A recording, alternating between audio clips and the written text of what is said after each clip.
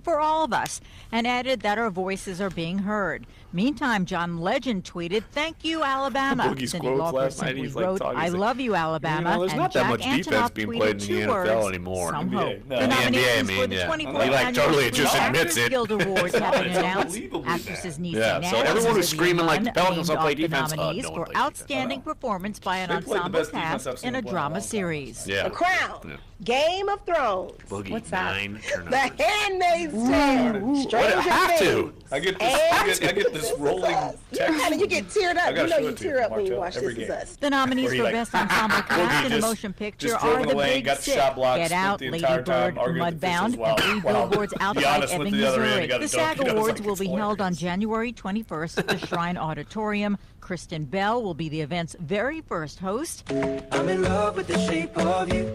We push and pull like a Ed magnet. Sheeran is enjoying a very successful year with the #1 album, but in a recent interview, he said the highlight 10 seconds. was collaborating with Eminem. That's entertainment. Lisa G, NBC News Radio.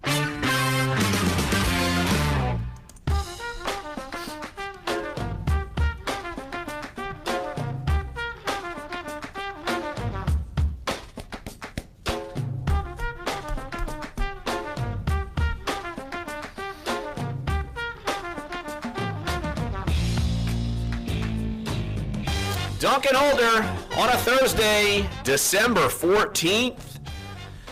Jeff, you know how I was trying to be such a Debbie Downing, depressing guy at the end of the show yesterday?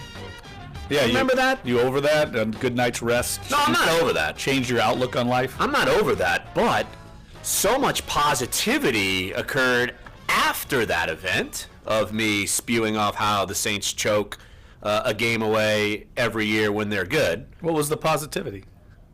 Alvin Kamara's alive and well. The Pelicans beat the Bucks. LSU basketball is actually becoming early on relevant. All kinds of good things, and it's a glorious day on a Thursday. Yes, our holiday parties later today. I was waiting for you to bring that up. You've got like, I'm surprised the YouTubers you don't have like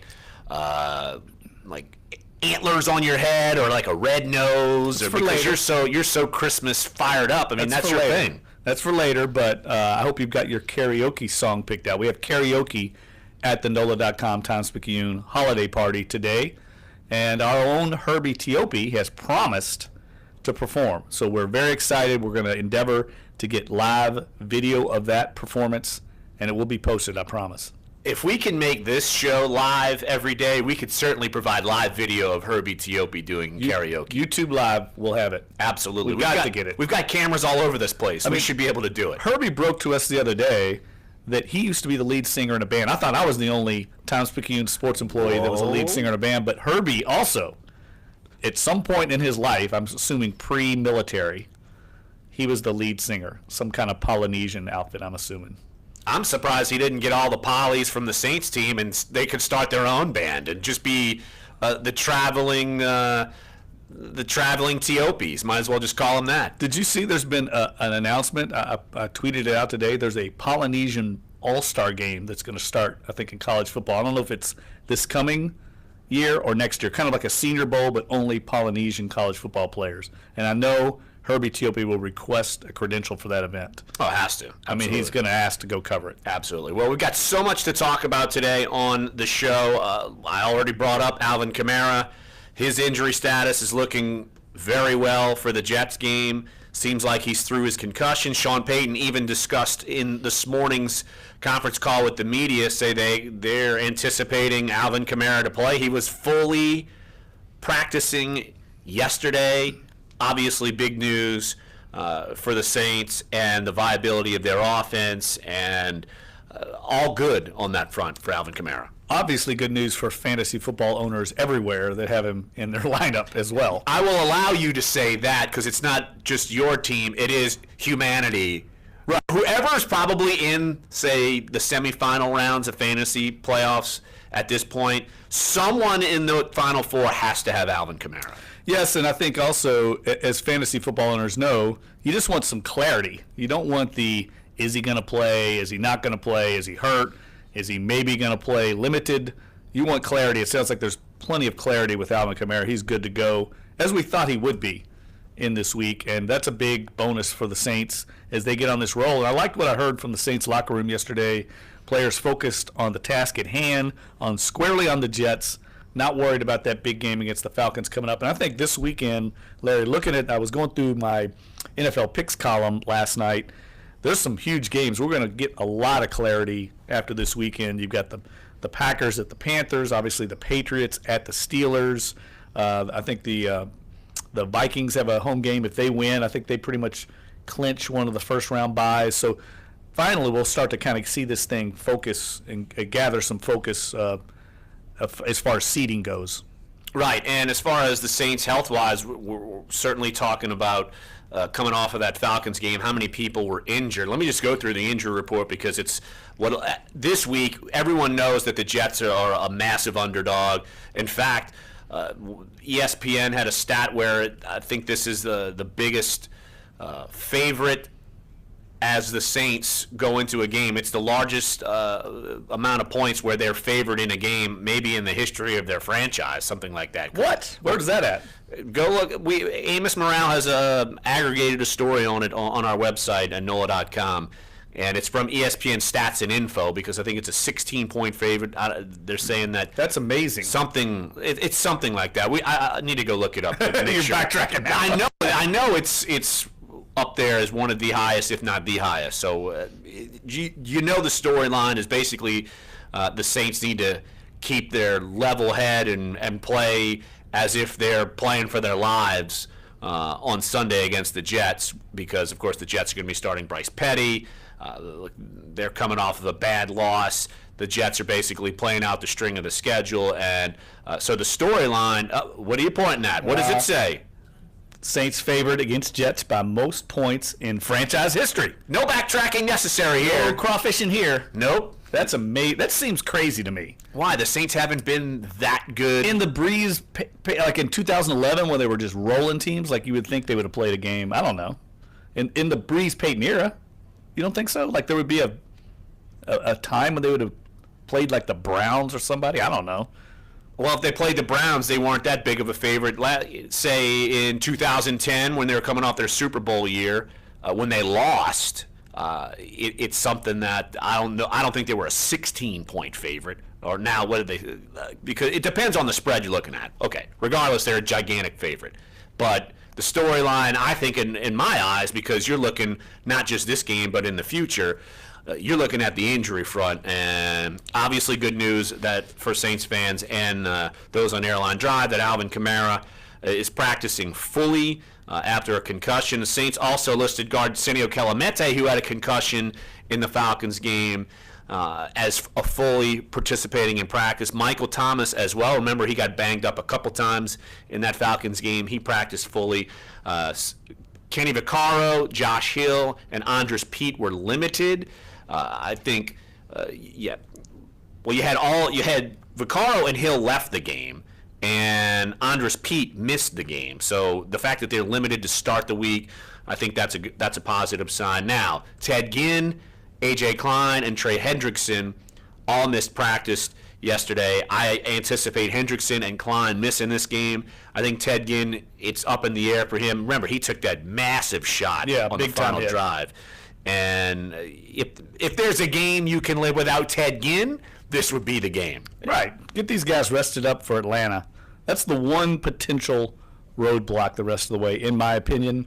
The Bucks that last game, they'll have their bags packed on the sideline. That team is done, and I think there's going to be major changes down there. So focus on taking care of business this weekend, getting healthy for the Jets. The Falcons, putting them away on Christmas Eve, because I think that's going to be a battle. Even though I think the Saints are going to be ready, the Falcons play this week against the Bucks, which they should take care of business. They're going to go into that game with everything to gain, nothing to lose, I think. Well, if they lose, they're probably not going to be winning the division, but they could still be in the playoff hunt because right now, 3 NFC South teams are in the playoffs if it would have started today. Right. Yeah, you're right. It's going to be an incredible finish to the season. I think the Saints, and Breeze said it yesterday in his press conference with local media, relatively speaking, the Saints are pretty healthy. I mean, I know that sounds crazy because they got a lot of guys banged up, but when you go down the list and look at the NFL rosters, how many players are on IR, I mean, they are not among the leaders by far. I mean, there are a lot of teams that have way more guys, and key guys, I think that's the important thing, on IR. But what is fascinating this week is Aaron Rodgers returns for the Packers, and they play the Panthers in Carolina. The Panthers have won 5 of the last 6, the one loss being the Saints game.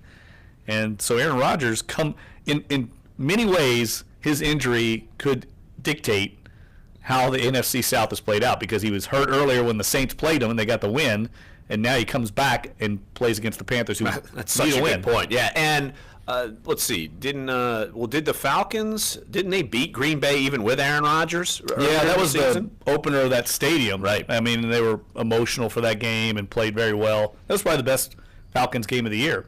I would agree. You know, yes. but the Packers are a completely different team, as we all know, when he's playing. Matter of fact, Mike McCarthy, I laughed at his press conference yesterday. He said, "We all know what he means to our team." He goes, "Hell, we all know what he'd mean to any team." You know? Yes, exactly. It's like not just our team. Yeah, exactly. So if you want to get involved, we got some open segments. We only have one guest today. Josh Katzenstein, of course, covers the Saints with us for NOLA.com and the Times-Picayune. He will join us around 11:30. So if you want to get involved in the show, feel free. 504-260-1280 is the number to get involved. We'll also be talking about the Pelicans' big win against the Bucks. Probably one of the better played games we've seen in a while, as far as against a quality opponent at home. You add it all together, and that, even though it's an Eastern Conference foe, you don't see them that much. That was a good win for them. So we'll talk about that. You'll hear from Anthony Davis. You'll hear from DeMarcus Cousins, their thoughts after the game. Also, I kept mentioning it a little bit yesterday. We talked with Andrew Lopez about LSU basketball.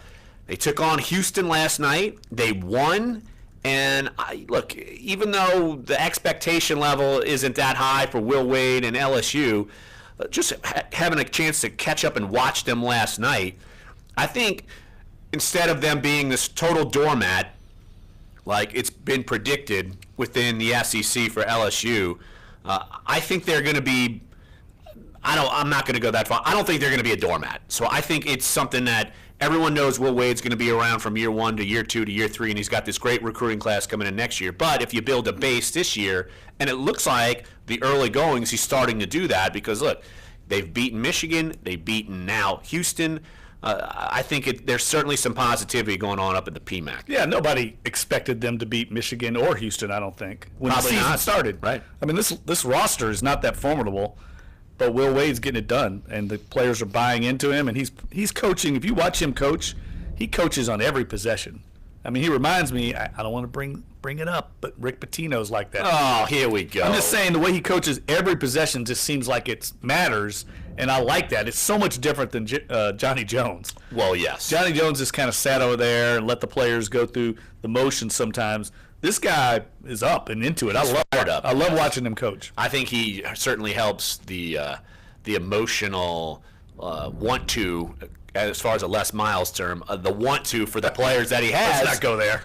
I know how much you. Speaking of I know how bad much coaches, you love Uncle Les. But no, we'll hear from Tremont Waters, who had a great game, and his blocked shot at the end of the game ended up being in the SportsCenter top 10 plays. It was incredible to watch. Which one? He blocked the three-pointer at the end of the game. He's 5'11", and he's soaring up out of nowhere seemingly, and basically just threw the three-pointer back in the shooter's face and sealed the win. I didn't see that, but I would be shocked if Boogie Cousins' one-hand rebound dunk didn't make it. I mean, I have no idea. That was one of the best plays I've seen all year. I didn't watch SportsCenter. I'm just seeing because LSU promoted. I'm surprised Cousins didn't need oxygen on the sidelines, though, after running the court to make that play. Here we go. Already on Boogie's case. Boogie actually got on Boogie's case, so we'll hear from him and Anthony Davis. And again, your phone calls, 504-260-1280 is the number to get involved here on Sports 1280, NOLA.com, and the iHeartRadio app. We're Dunc and Holder. Already bagging on Boogie. I mean, come on. I wish I could show you that. I might have it here on my laptop. What's better than that fruitcake you got at the office Christmas party? You know, the one that's been passed around for 5 years running? Here it is. Sucks to be This you, is my doesn't it? favorite one. Winning Pelicans Brett. tickets. That's what the Sports 1280 Cousins dribbles All-Stars into a have turnover your at chance to half, win. needlessly fouls guy who Weekdays, all stole you it have with to the do is second listen left for the and winning lays on the keyword, floor Sports pretending he was 1280, shot by a slam sniper. dunk in your holiday, Sweet. and catch all the games on News Talk 99.5 Val gives WRNO. Bucks 2 free The throws. holiday and say, challenge "Thanks is for on at taking the lead." JCPenney. Shop now and find great gifts everyone will love for up to 50% off Boogie. throughout the store. Like select women's and runs girls back on boots for D, blocks the breakaway $24.99, layup, kitchen then electrics at stands there yelling $9.99 after at $10 teammates, mail-in back on rebate, defense and great while toys like Bucks gather fashionista offensive Barbie dolls rebounds. just $9.99. Or stack on the savings. Get $10 off when you spend $25 on anarchy, your coupon. Brett. Hurry in It's now. so true, though. JCPenney. Like, you Coupon watch it, valid like, 12/14 there's so much 12/16. One good rebate per and item per bad. address It's except like- in Rhode Island. Rebate given at the register and No one ever talks about Miami that. I'm the Dade only County one. Board. Barbie dolls excluded from Whatever coupon. it's Other saying. exclusions may apply. See store or jcp.com for details. As a small Well, business to owner, you make your point every on your dollar column, count. So what could you you see do with Tripp's column about $10? the Go to favoritism? Vistaprint.com The Saints today have been and you'll get 14-point 500 favorites 3 times in high-quality history custom and business lost 2 cards of them. for only The $9.99. Bucks in That's week less than 2 16, cents per card. 2009, And at and the Vistaprint, your Rams, satisfaction well, is they lost in absolutely 93. guaranteed. Doesn't So matter. it's never been easier to turn 500 strangers into 93. connections. Just visit Vistaprint.com and use promo code 3535 at checkout. That's Vistaprint.com, Oh, yes, I'm right promo about code Ingram 3535. Parents' Jolly Of course Days I don't just get got Ingram even yesterday. jollier I don't because know. this Friday through But I Sunday asked Drew only, about just it. Yeah, I saw you $5 gave gets me you some started leasing Oh, your yeah, he top was like, brands, "Thank you." furniture, electronics, I and even made sure Yes, just to go $5. like True catch him Air and Spirit, afterwards. there's no And I was credit like, needed, I'm and just delivery reading and this. setup are Let me free. just Make your clarify holiday that a jolly one. you Get were started with genuinely just happy $5 that I at asked you participating about Aaron money. stores Oh, this yes, Friday and yes. Like, Saturday. he's like, Or that was like the best Aaron's.com question at the this press Friday through conference. I'm like, I'm Sunday. so glad. Just $5 gets you started Well, during what kills me, Aaron's though, about Jolly those Days. guys Transaction advertises is like, rental purchase so you're going to write agreement. this Some column restrictions on apply. So Ingram. see store for I think I wrote a details. column The more the a man has, the more likely And then he he'll is sit to there be and say, "Oh, gay. you guys That's never- according to a new study by Harvard knew Medical all this. School and 2 Canadian I can't tell you how many universities. times I've It written about how suggests great that Michael antibodies Thomas in a is. woman's I womb can't may write play it a enough. role. Like, I've done it Researchers think right. that when a woman is pregnant times, with her probably first in 2 boy, years. a Right. protein linked to the Y I did it this chromosome year. that only men have enters the Already blood. asked a The woman's graph. body They builds asked him up about that. They're having antibodies a to try to fight off what's basketball viewed coach as show at this- a foreign this is the invader. place that I was Antibodies talking to that can Brett enter last the night brain about. of He said subsequent he male ran to Gene fetuses, Carville. possibly Gene Carville altering a said male's it sense used of to be in Tony attraction. Angelo's. It's Oh, holiday yeah, I know season, exactly and where for that is. many of us, Steakhouse a like lot of unhealthy Lakeview. eating is Yeah. ensuing. And he said, Also concerned by come on. cardiologists who Like, say they're noticing a reversal of everybody decades knows of about progress power when it comes to reducing He heart says the groups disease. are- he One and I big and- Can't find anything about Herbie Teope in a band. Education, there's a very high attrition rate at 1 year. Stupid internet. Dr. I'm Peter eager to hear Toth of quick- the have a University quick of graphic. Illinois I doubt College the of internet, Medicine. yeah, Health has updates. Sarah Lee the internet Kensler, probably, and NBC actually News moving Radio. video ever existed when Herbie had his I band. think I found it. Come on. Oh, he's asking. This is Dunc Is this Herbie? on Sports 1280 New Orleans.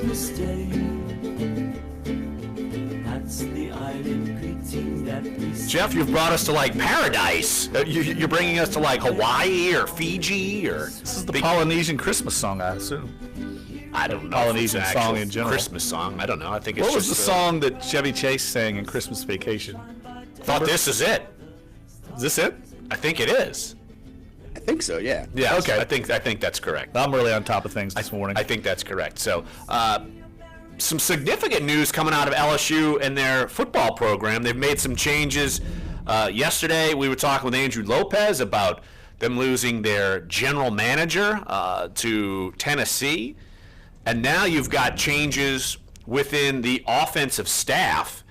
And I was reading this earlier this week, and I was like, this is an interesting scenario if this happens. But LSU offensive line coach Brett Grimes is going to be the offensive coordinator at BYU. And obviously, we saw firsthand how awful BYU's offense is, so they needed all the help in the world they can get, but they came down and plucked their offensive line coach. And now that's going to be something that LSU has to look at, or do they?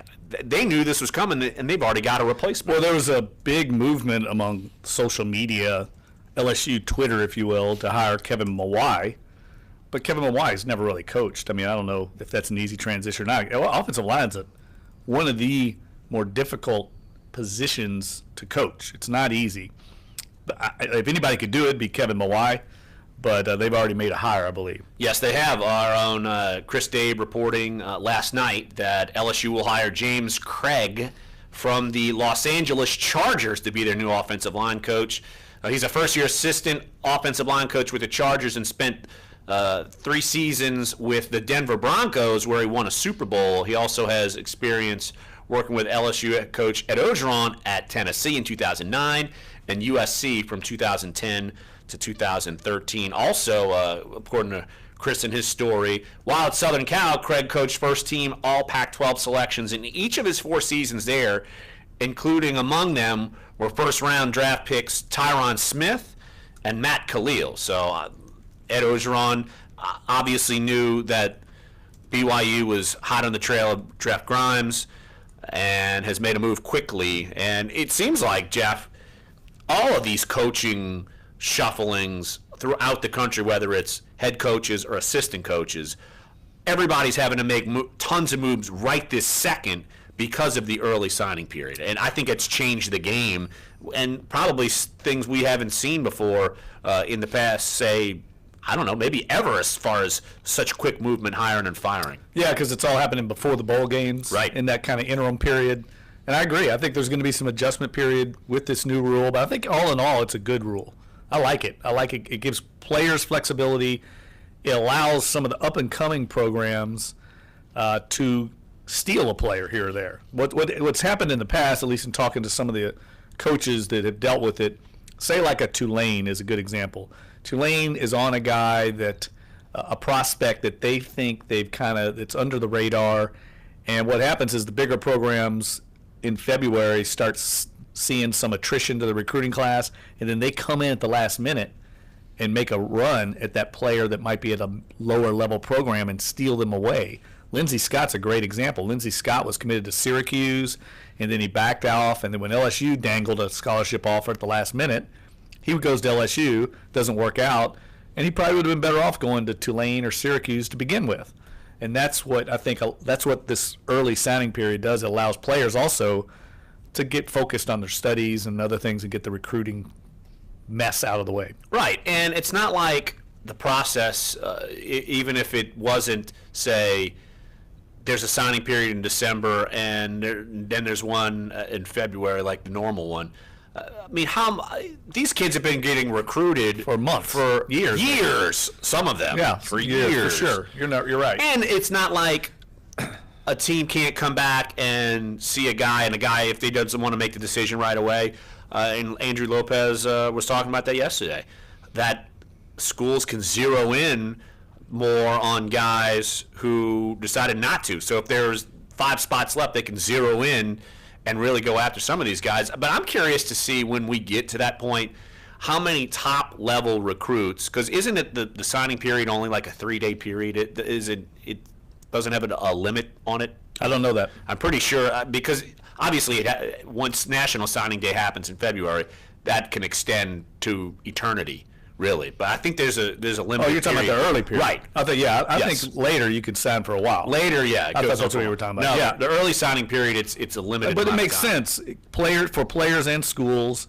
And you're right. That's something I didn't really think of, but it allows the staff now to get a lot of hay in the barn with their class and then focus on some remaining targets or some holes in the roster. There could be attrition after the season that will allow them to address it in the late signing period. There's a lot of positive to it, just more flexibility for everybody involved. Oh, absolutely. And but as we've talked about a few times, LSU having head coaching stability, having Ed Orgeron bounce back from the troubles he faced with Troy and the Mississippi State loss and the way they played down the stretch, I think they have to be in a good spot given all the flux within the SEC. I mean, they've got to be in a better spot. And you're even talking about how you're not all that high on, say, even though Jimbo Fisher's this giant name going to Texas A&M, you even think maybe Coach O could have an advantage on him there despite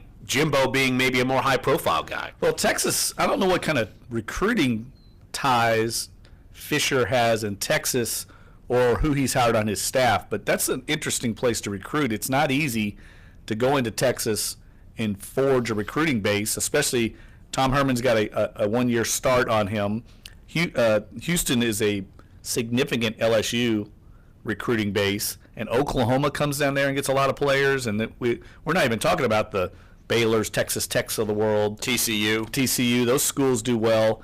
I think he's going to – Kevin Sumlin, for all the criticisms of him on game day, he recruited very well. Got a lot of big-time players. He came down here and plucked people. Right.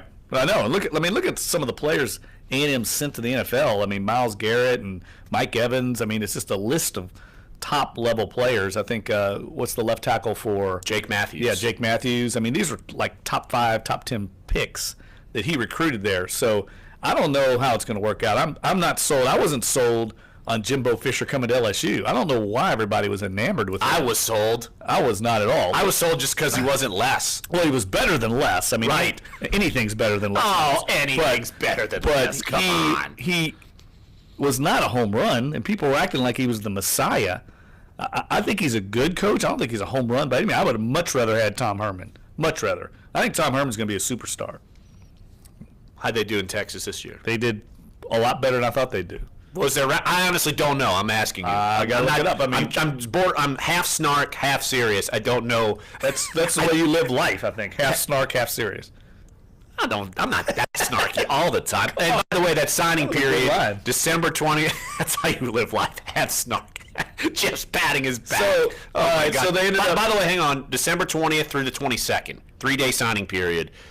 So that's coming up in less than a week. So huge. Moving and shaking coming up here in college football. The record doesn't look that good. I can't find the record, but they played.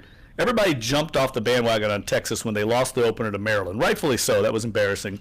Then they came back. They lost in overtime at Southern Cal by 3 points.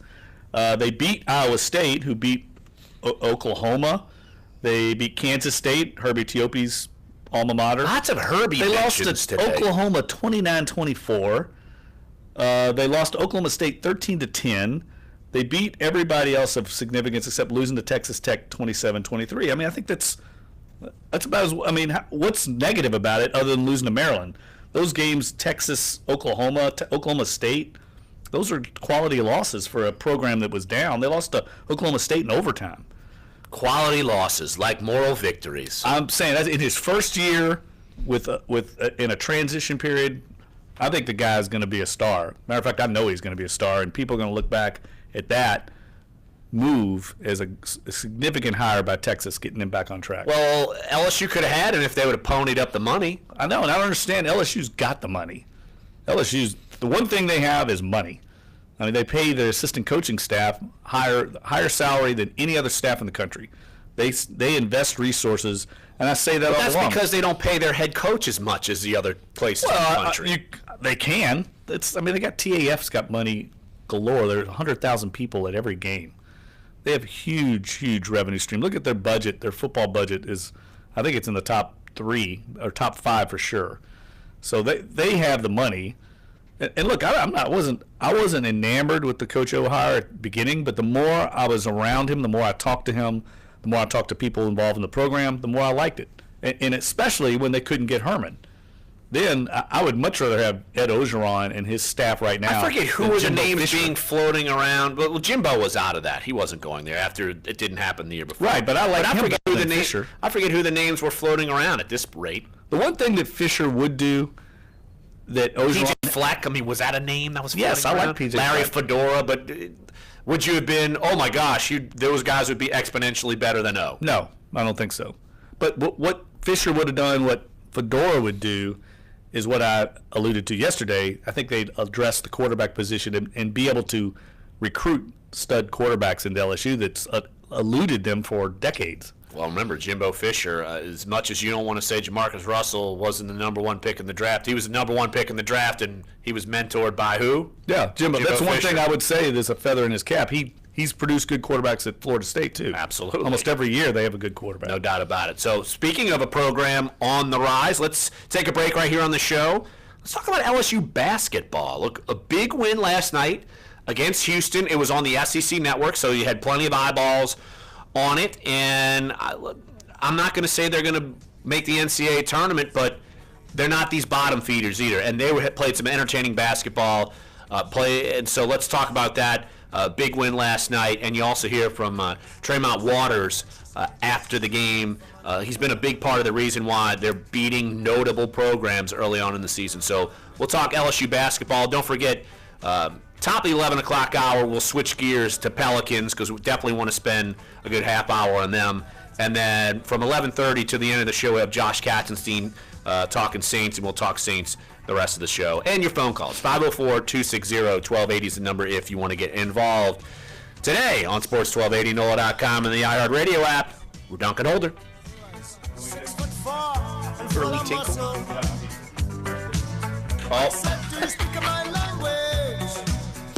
Your forecast on Sports 1280, New Orleans. This report is brought to you by the Exergen Temporal Scanner Thermometer. Happy Thursday from the Fox 8 Weather Center. I'm meteorologist Shelby Latino. Temperatures will climb into the mid-60s this afternoon, and it looks like we'll see a mix of sun and clouds. No rain to worry about, but as we head into tomorrow, we'll start off in the 40s and 50s, and temperatures won't go very far as a cold front moves through. We'll stay mostly cloudy and could see a few showers south of the lake and down near the coast, but overall, just plan on that chilly breeze and those temperatures, again, staying in the 40s and 50s all day long. From the Fox 8 Weather Center, I'm meteorologist Shelby Latino. Have a great day. There are many things to be grateful for this holiday season, but coming down with the flu isn't one of them. Thankfully, the Exergen Temporal Scanner, with its accuracy backed by more than 70 clinical studies, you can trust that it will catch the flu at the first sign of fever. Wendy's Double Stack is back in the 4 for $4 with a quarter pound of fresh, never frozen beef. Which means you can get the double stack, the junior bacon cheeseburger, or the crispy chicken BLT.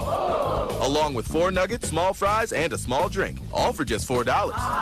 And it's only around for a limited time. So you better hurry and get to Wendy's today.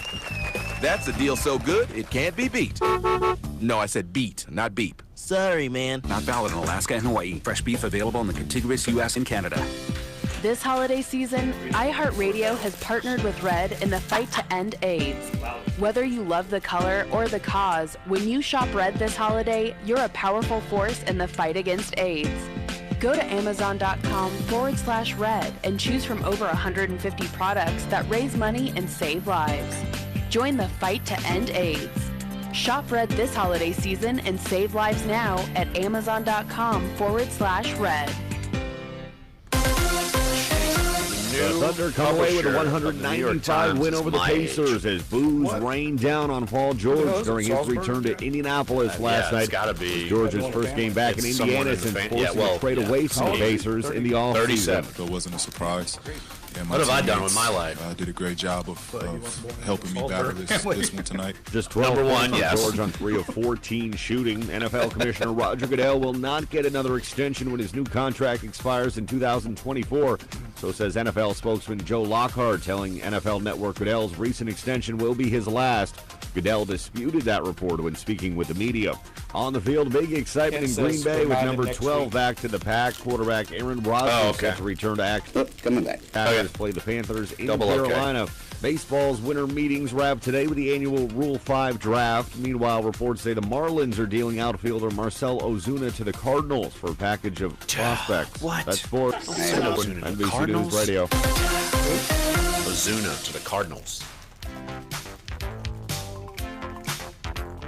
Your teams, your Sports 1280, New Orleans. Jeff's going to be dancing to this at the Christmas party, holiday party, in our offices later. I can see him singing karaoke version of this. You know what actually he's going to be doing? He's going to be... Is this Debbie Gibson?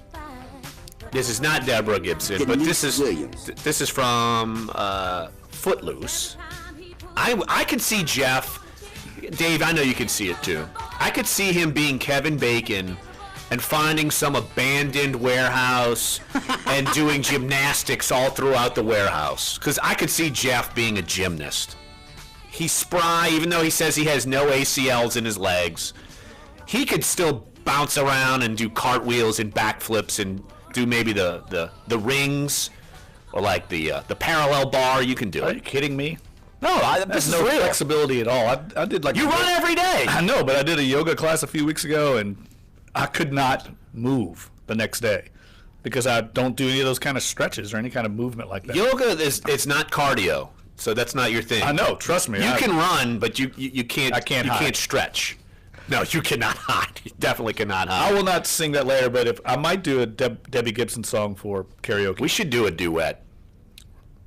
Are there two Alcohol mics? will have to be involved. That will have to be post-Christmas Of party. course, that goes without saying at the holiday party.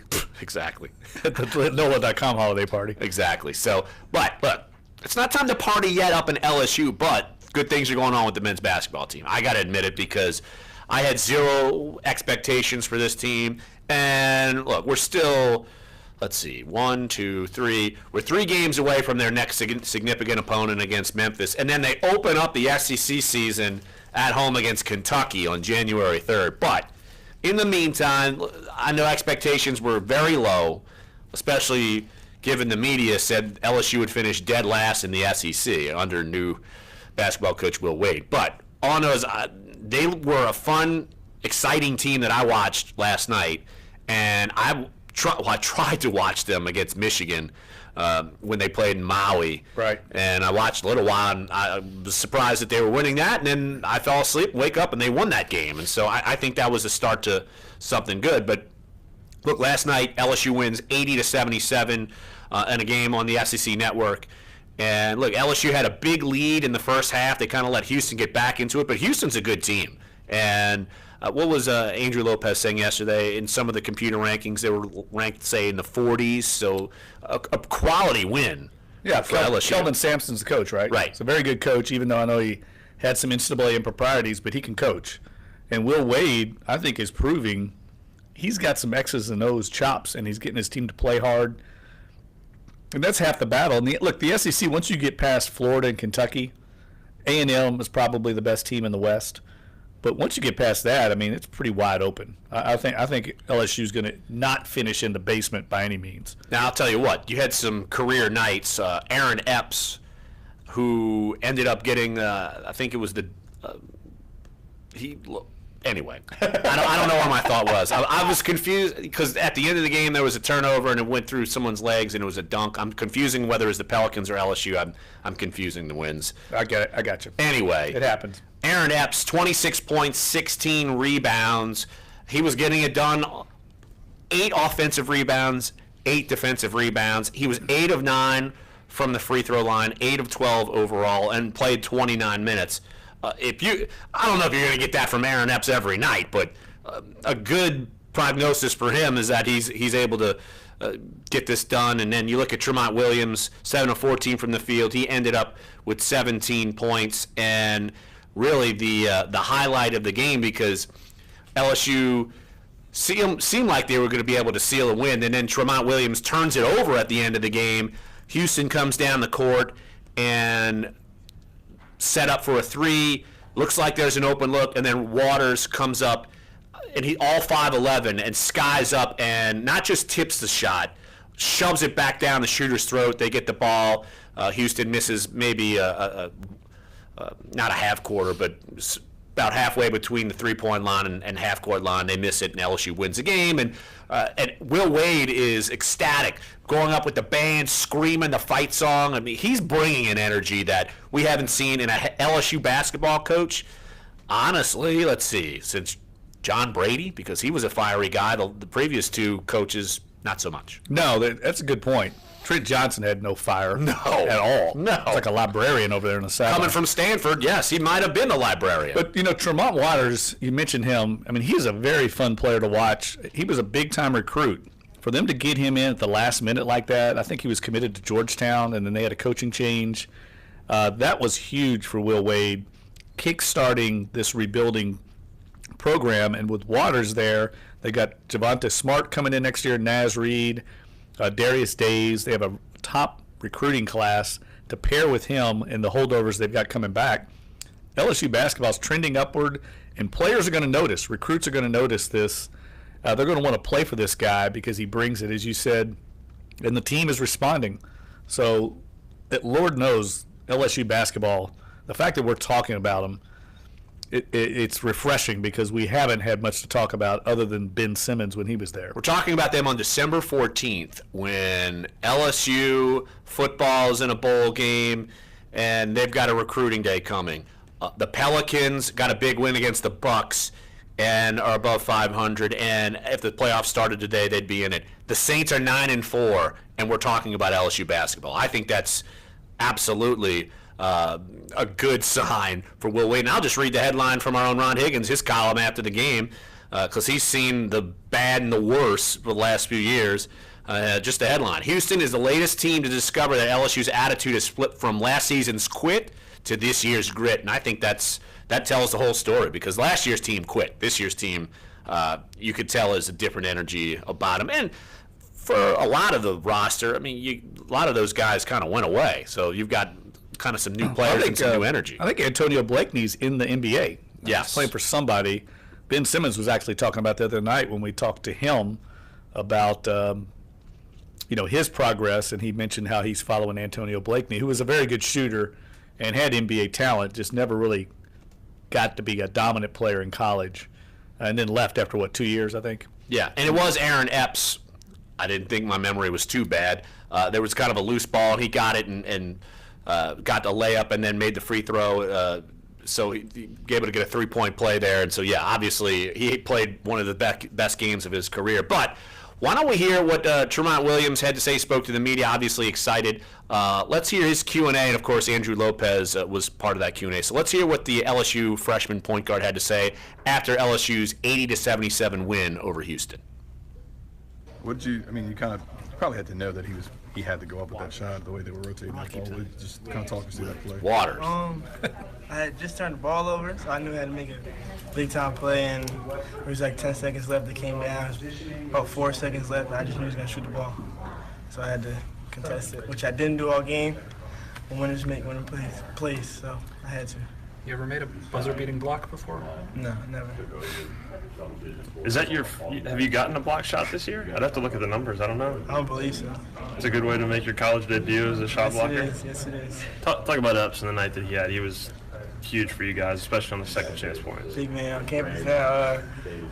Started off the game, hit the game starting 3, came off the screen, passed it back to him, and hesitate, shot it, and it went in. From that point on, I just knew that he was gonna do what he always does in practice, and he was gonna translate over to the game.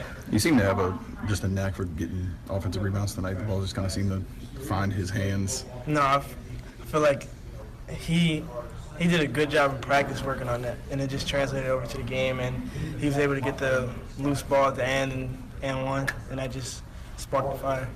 Y'all had long stretches tonight where y'all were able to hold them without points. I mean, 3-4 minute stretches where they just couldn't score. What went right for you guys defensively? In practice, Coach Wade always, this past few days, Coach Wade emphasized it was a 10-round, fight, like a boxing match, and we had to play each media timeout as a round. So defensively, we just knew we had to just 10 seconds, 4 straight minutes, and then see what happened after that. But we did a good job of keeping them out of the paint and off the offensive glass. That's Tremont Waters, not Williams, since I butchered it 15 times. Sorry about that. But yeah, look, the fact that like I said, we're talking about them right now is significant in and of itself, because we could easily bypass this and just start talking about Pelicans and Saints and whatnot. But another team we're going to be talking about, considering their good start, and I know they're in exams right now, is Tulane. Look, I think they're playing better, so I feel like at least college basketball, and we're going to be waiting to see if UNO can kind of follow up that NCAA tournament did last year and see at least I feel like we're going to at least pay attention to college basketball, even through some of the things that are going on right now. I agree. There's some individual players, Melvin Frazier, for one, at Tulane, Tremont Waters at LSU, that are exciting. Really fun players to watch, and kind of lifting their teams up a little bit in the non-conference schedule and giving us something to talk about and some hope for those programs. We need some March Madness back in Louisiana. I mean, it's been missing too long from college basketball. It's got to be outside of the CBS Sports Classic that's coming here in a couple weeks. We want local. Yes, and that run that UNO went on last year was great. Everybody was talking about it. It was so much fun. We need more of that. We need to have there's no reason why it shouldn't happen with the programs we have in this state and the athletes it's produced. No doubt about that. So we've got one more break, and then we'll hit the 11 o'clock hour, talk Pelicans and Saints. So come on back. Sports 1280, NOLA.com, and the iHeartRadio app. We're Dunc and Holder. They're playing Stephen F. Austin next. They're pretty good. Chris Corney. We get like requests for music. I just think that looking at Dave Aranda, I send them to Dave and he plays them. He just doesn't have the horses. Mornings 8 to 10. He's got a lot of inexperienced guys and guys that maybe aren't living up to expectations that we had for them coming into the season. On Sports 1280, New Orleans. Probably thinking of the Statistics show that 80% of Americans will give up on their New Year's resolutions by February. From Louisiana? But there's one thing Americans never give up: AM/FM radio. In fact, TV reaches 86% of Americans. Well, I'll go radio over there. commercials just like this one will reach 93% of Americans in every single week of 2018. So if you want to reach more moms, fans, teens, professionals, shoppers, and well, more of pretty much everyone, radio's the way to do it. Make a resolution to go to iHeartMedia.com and put radio to work for your company in 2018. Parents' Jolly Days just got even jollier because this Friday through Sunday only, just $5 gets you started leasing all brands of furniture, electronics, and appliances. Yes, just $5. And in true air and spirit, there's no credit needed, and delivery and setup are free. Make your holiday a jolly one. Get started with just $5 at participating Aaron stores this Friday and Saturday. Aaron's.com this Friday through Sunday. I've never been able to get in. $5 gets you started during Aaron's Jolly Days. Saturday or Sunday?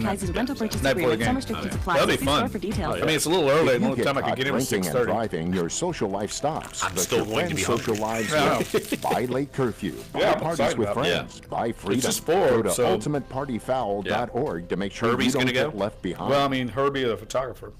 I don't know who's going. Maybe Grunge. T-Mobile is getting into the TV We have to business work next on that year. if all five of us Nation's go. third biggest We have to wireless call carrier to 'em and says say, the hey. service will combine streaming TV and online video at a lower cost and will not require customers to enter into lengthy contracts. T-Mobile recently purchased TV technology company Player 3. Twitch will begin broadcasting actual real sporting events. The live streaming platform will begin streaming G League games, which is the official minor league of the NBA. The Amazon-owned site is typically a place for gamers and esports fans, but the G League partnership could hint at Twitch beginning a deeper 30 seconds. broadcasting. A report says Facebook is the best place to work. Career site Glassdoor says the social network was tops in their study that's based on anonymous reviews that rate employees' career opportunities and compensation, their views on the CEO, and the company's culture and values. Bain & Company was the second best company to work for, followed by Boston Consulting Group, In-N-Out Burger, and Google. Tech Report, Larry Olson, NBC News Radio.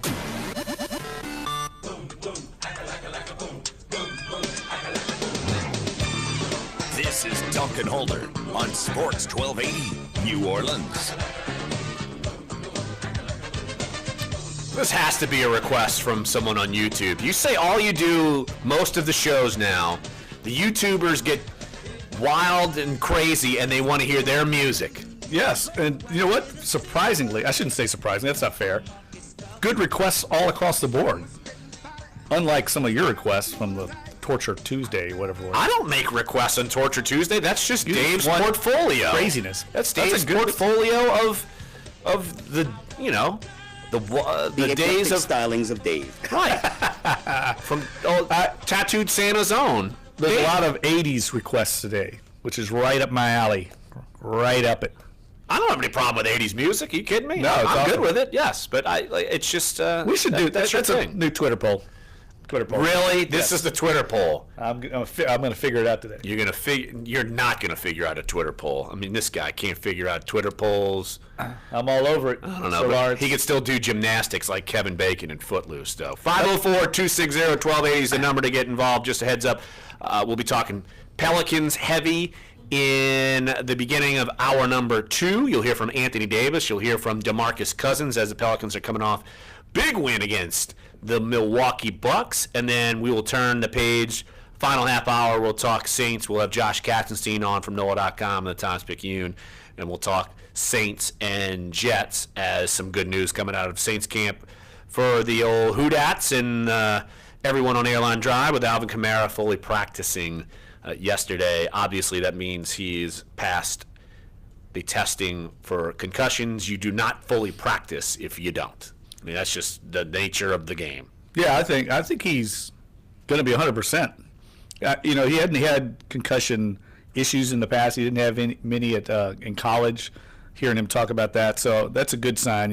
As opposed to some players that have these recurring issues. Kobe Fleener's one becomes a real issue for those kind of players. So let's hope it's not an issue for Alvin Kamara because he's such a prolific, precocious young talent, and a key to the Saints' fortunes, I think, going into the playoffs. Well, I think absolutely. And I wrote for, let's see, what was it? Saturday on NOLA.com and in Sunday's print edition of the Times-Picayune, just how important Alvin Kamara is.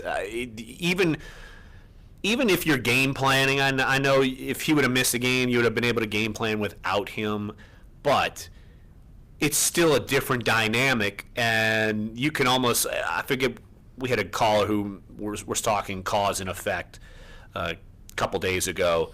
Basically, your receiving core isn't as potent because they don't have Brandon Cooks, and yet, you got Ryan Ramczyk out of the deal, and obviously you needed him, but it's basically you gave one away for the other. And Alvin Kamara was that piece who kind of filled in the explosiveness in a different way than Cooks. He's not just straight up straight line speed. Obviously, Kamara does it in different ways, but there is no replacement for Alvin Kamara. Zero. Zilch. Nada. Not on this team. Not in the NFL. They could bring back Travaris Cadet. I remember reading somewhere right after he was drafted that some website said he's going to be the next Travaris Cadet. Expectations slightly higher for old Alvin Kamara. Good gosh, I love Travaris Cadet. He was a good guy. He was actually definitely a good guy. Funny dude. Yes. We get asked that a lot. He kind of maximized his skills. That's a good question we should have one day. I think listeners would like that. Who's the funniest Saints player you've covered? Like funniest just in banter. Cadet was really funny. He was a guy that had a really good wit. Obviously, we've mentioned Hollis Thomas before. He was a really witty guy. Zach Streif's funny, very dry. He's got some humor to him. I'm trying to think of who else. I could tell you who wasn't funny. Two guys who I thought were not funny. Both played tight end. Humor me. Both played tight end. Take a guess. Jeremy Shockey. Yes. Jimmy Graham. Good job! Neither one of them were funny! Yeah, neither one of them ever lightened up very much. You know who I thought was the most hilarious? We had him on the show. Carl Nix. Yeah, Carl Nix was very funny. Carl Nix. Cam Jordan's funny. Oh, yeah. Cam Jordan. He's kind of a zany funny. Yeah, I mean, he's kind of goofy sometimes, but he's funny. I think Mark Ingram's funny. You get him going on topics, Mark Ingram can be really funny. Right. I'm trying to think through the years who's really been the most. I don't know. I mean, it'd be tough. I think Hollis Thomas doing some of those snarky comments on journalist attire, like fashion comments, were hilarious. Well, yes. I mean, if you videotape those, or videoed it, put it on YouTube, people roll because they were spot on. Well, not the best dressed media corps in the world. Would you say Scott Fujita was funny? I would say he was funny. Yes. Yeah. Well, he's a smart guy. He was funny. Yes. Well, yes. That's like the Zach Streif, like smart guy, and then. I'm trying to think of just straight up funny though. Yeah, I would put Carl Nix number one. I've got to. Carl Nix is great. The man. Carl Nix was. I'm so happy he got into the Hall of Fame too because he was so good for such a short period of time, but just absolutely dominant. And I think the Saints offensive line right now has some Pro Bowl candidates, don't you? I mean, when you start looking at the Pro Bowl candidates on this team. And that voting ends tomorrow. Is it Fan tomorrow? Voting ends tomorrow. Cam Jordan stands out to me. I'll be shocked if he's not voted in to start. And I think Mike Thomas has a really great chance to become the first Saints receiver in the Breeze Payton era, which is mind-boggling. The first Saints receiver since Joe Horn, Hollywood Horn, to make the Pro Bowl. Yeah, it is kind of mind-boggling. Well, you've had running backs, you've had tight ends, you've had offensive linemen, you've had quarterbacks, you have no wide receivers in that span. Part of that was just timing. There was a run of dominant wide receivers, Calvin Johnson, Larry Fitzgerald, Odell Beckham Jr.'s, Dez Bryant's of the world, that have garnered all the Pro Bowl votes. And so a guy like Marcus Colston never was as good as those guys, at least in the eyes of the public. Absolutely not. So hour number one is up. Hour number two is on the way. We'll dive into the Pelicans. They defeat the Bucks. We'll talk about that. You'll hear from Anthony Davis. You'll hear from DeMarcus Cousins. Then around 11:30, we'll hear from Josh Katzenstein. NOLA.com and the Times-Picayune, of course, covers the Saints here. Oh, be nice. Nickelbackenstein. Be nice, guys. I told Dave to play Coldplay. A happy medium of terrible. Twitter poll is rocking.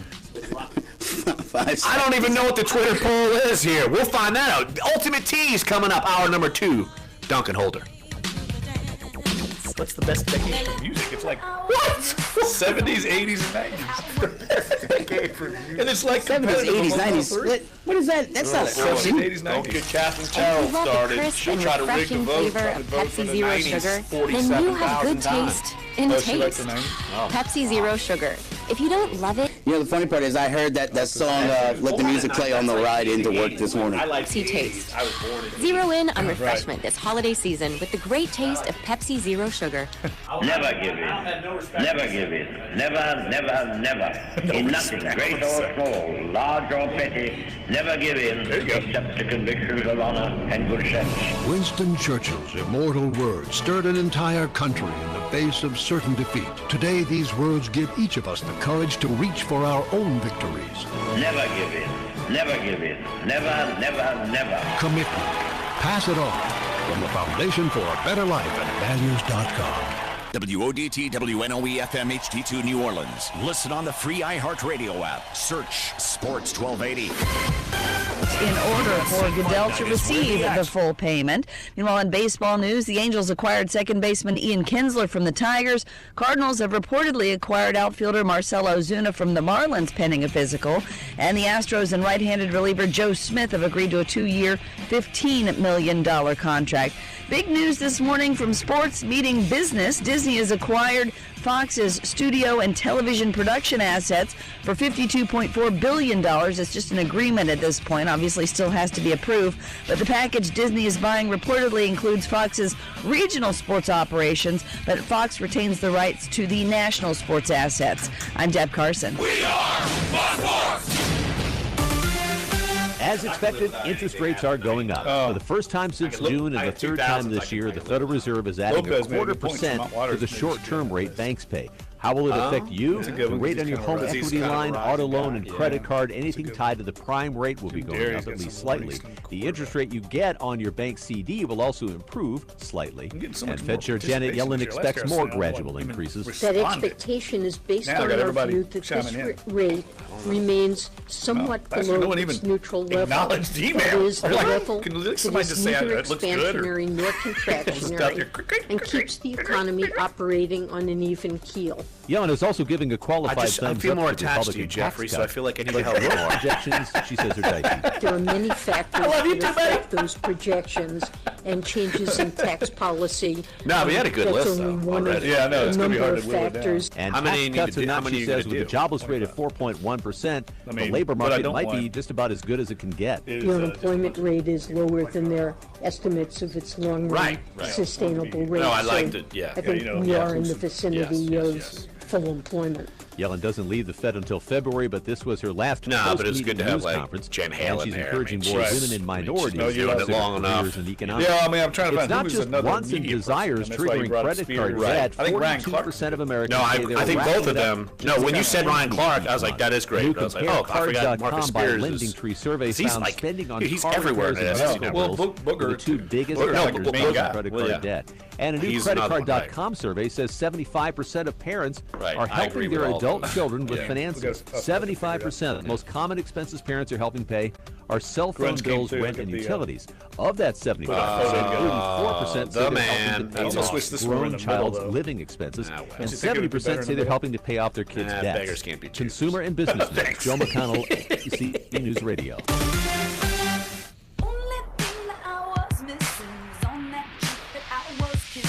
If you love this song, then you have good taste in music. And if you love the crisp and refreshing flavor of Pepsi Zero Sugar, then you have good taste in taste. 69 Pepsi Zero Sugar. If you don't love it, you haven't tasted it. Pepsi Zero Sugar. Max Pepsi taste. Zero in on refreshment this holiday season with the great taste of Pepsi Zero Sugar. I've always wanted a neighbor just like you. I've always wanted to live in a neighborhood with you. So let's make the most of this beautiful day. Since we're together, we might as well Arizona needs a new closer. Could you be mine? Rodney signed with the Twins. Won't you be my neighbor? I had that guy on my neighbor. Mr. Rogers passed along friendship in his neighborhood, hoping we would participate. So let's get started. Friendship. pass it on. From the foundation for a better life at Values.com. Pros, if you're looking to save on new tools, stop it. All right, 2 minutes, guys. Including up to 40% off select tools. We have pro-grade brands you can trust to help you tackle your next job, and the next, and the next. Plus, save 5% on every purchase every day when you use your Lowe's Business Credit account. See the Pro Desk at your nearest Lowe's for more details. Turned into an 80s, 90s. Offer subject to credit approval. Can't be combined with other credit offers. Exclusions apply. U.S. only. At Amazon, we've got millions of toys and games to choose from this holiday. For kids of all ages. From the classics, to new ideas, to the must-have hits. So, whether you're buying for creative kids, competitive kids, or, well, grown-up kids, visit Amazon for all the toys and games you need and give a little love this holiday. And get free shipping on over 100 million items with eligible orders over $25 only at Amazon. Give a little bit of my love to you. Maybe the first half of the year had a good year. The more older brothers a man has, the more likely he is to be gay. That's according to a new study by Harvard Medical School and 2 Canadian universities. It suggests that antibodies in a woman's womb may play a role. Researchers think that when a woman is pregnant with her first boy, a protein linked to the Y chromosome that only men have enters the blood. The woman's body builds antibodies to try to fight off what's viewed as a foreign invader. Antibodies that can enter the brain of subsequent male fetuses, possibly altering the male sense of attraction. It's holiday season, and for many of us, a lot of things. Josh is at 11:30, though, right? Yeah, 11:30. Yeah, we're gonna play the they're noticing Cousins a and Davis of stuff in the decades. next. Yeah, sure we are. Of course we are, buddy. He actually sent me a text, Dave. I don't ever forget. Never distracted. Ever distracted. Dave, he sent me a text. What did he say? Dr. Peter I Thomas. swear to God, he sent me a text saying, "I know that." I told him. Oh, you told him? Okay. Yeah, about News Nickelback. Radio. No, he told me. He told me. Dave's problem is he doesn't understand humor. The joke's over. That's the best line ever. Great. I'm not gonna be able to do the show.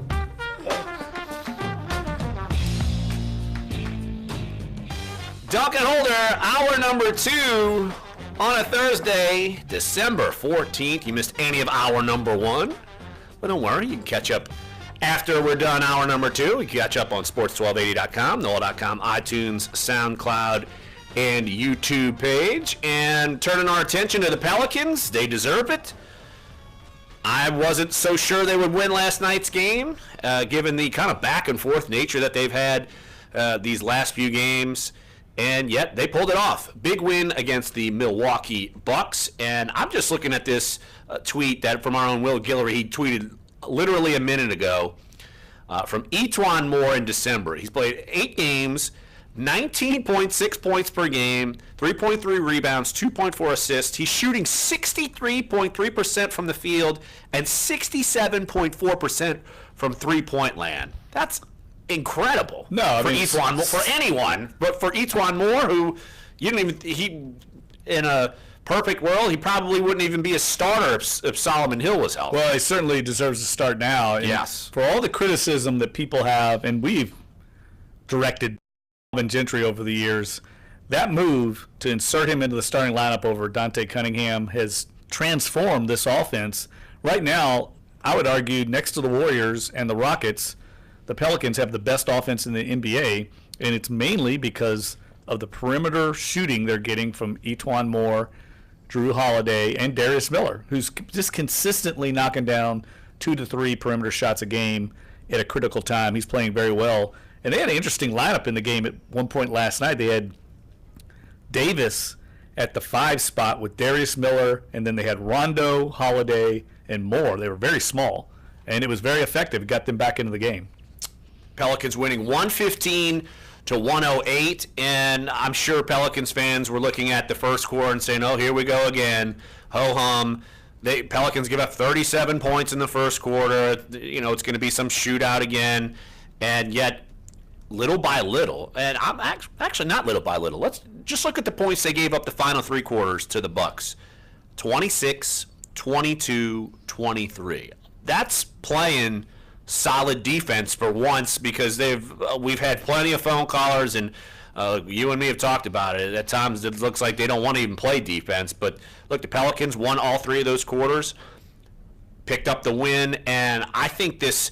And you talked about the stretch going after this game where they got to hit the road for a bunch of games. And look, they start at Denver, and that's a team you're going to be competing with for playoff jockeying. And one of the quotes that you'll hear from Anthony Davis, I think, was telling that they know, even though they're only 29 games into the season, that's a league and a team where you're looking at the standings because you know who you got to face and where you can move, because at any given point, if you go on a bad spell, you could drop out and drop into the abyss and be in big trouble. Well, I thought the fourth quarter last night was the best I've seen this team play all year on both ends of the court. They fell down early. I think the Bucks went on a little bit of a run to start the quarter, and it was kind of looking foreboding. And then they just started locking them up defensively. I don't know if Darren Erman made some adjustments there, or they just kind of re-energized. But suddenly, all those easy drives that Giannis was getting early in the game, they were cutting him off. They were making him spin, and there was a help defender there. And they just cut off all those driving lanes and made the Bucks hit tough, contested jump shots, and they couldn't consistently knock them down. And on the other end, the passing, and I know I'm the biggest Boogie critic in the world, but he was passing the ball well. I know he had a ton of turnovers again, but not when it mattered. He was making all the right plays when it mattered. Let's hear from DeMarcus Cousins, and you're also going to hear from Anthony Davis throughout the next 2 segments.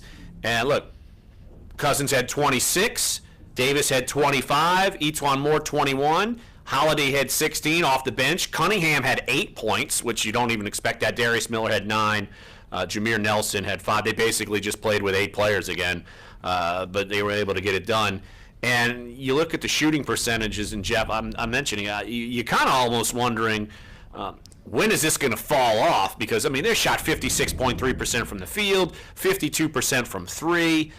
They're shooting well, and yet they're not consistently winning. But I guess in this league, if you can score, you got a chance. Yeah, I think that's going to be the bread and butter of this team. That's what Alvin Gentry, that's his forte, and that's what he was brought in here to do. And whatever you want to say about them, the Pelicans are entertaining.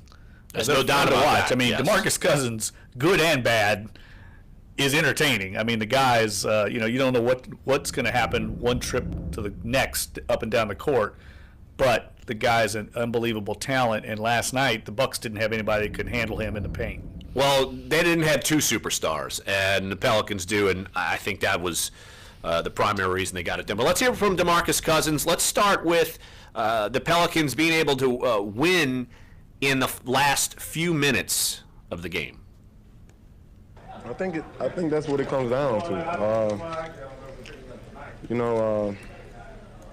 What the NBA is now, it's about high-scoring games, and I think teams are kind of shying away from the defensive aspect of the game and just trying to outscore one another. So usually, if you can score at a decent rate and also get stops at a pretty decent rate now, you don't even have to be that great, but just at a decent rate, you most likely win the game.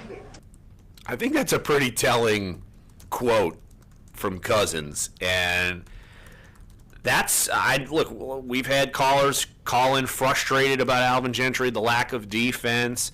I mean, look, that's, for better or worse, that's what this team is going to be. I mean, it's not like DeMarcus Cousins is going to become Ben Wallace and be like the defensive player of the year. I mean, that's never going to happen. That's a good calling Ben Wallace out. I don't know how did you channel that one? I couldn't get Tremont Waters right. I kept calling him Williams, but I pulled Ben Wallace out of my butt. I don't know how I did that. Dennis Rodman, old school. Well, you don't want Boogie. Boogie's, you don't want him being Dennis Rodman. He's tame. He's a saint compared to Dennis Rodman. I do have a quick soapbox to get on. It's been a while since I've been on a soapbox. All right, Jeffrey, in the holiday party coming. Uh-oh, here we go. Not that kind of soapbox. This is a rant. Dave is so, I'm a rant. Oh. I went to Dean and go, I met a friend out last night to get dinner, have a beer. Let me guess, the game wasn't on. And I want to find the Pelicans game. I'm in a sports bar with 1,000 TVs, and none of them are on the Pelicans game. What was on? There was an NBA game on. Wisconsin, Western Kentucky was on ESPN. There were other NBA games on. There was a hockey game on. And they had no Pelicans game on. And I'm talking, I was downtown, probably 4 or 5 blocks from the arena. And I had to ask. And that's not uncommon. That happens often in this city. It blows my mind. And you ask, and people are like incredulous. Oh, is there a game on? Well, yeah, of course we'll put it on. What are these people doing? Especially at a sports bar.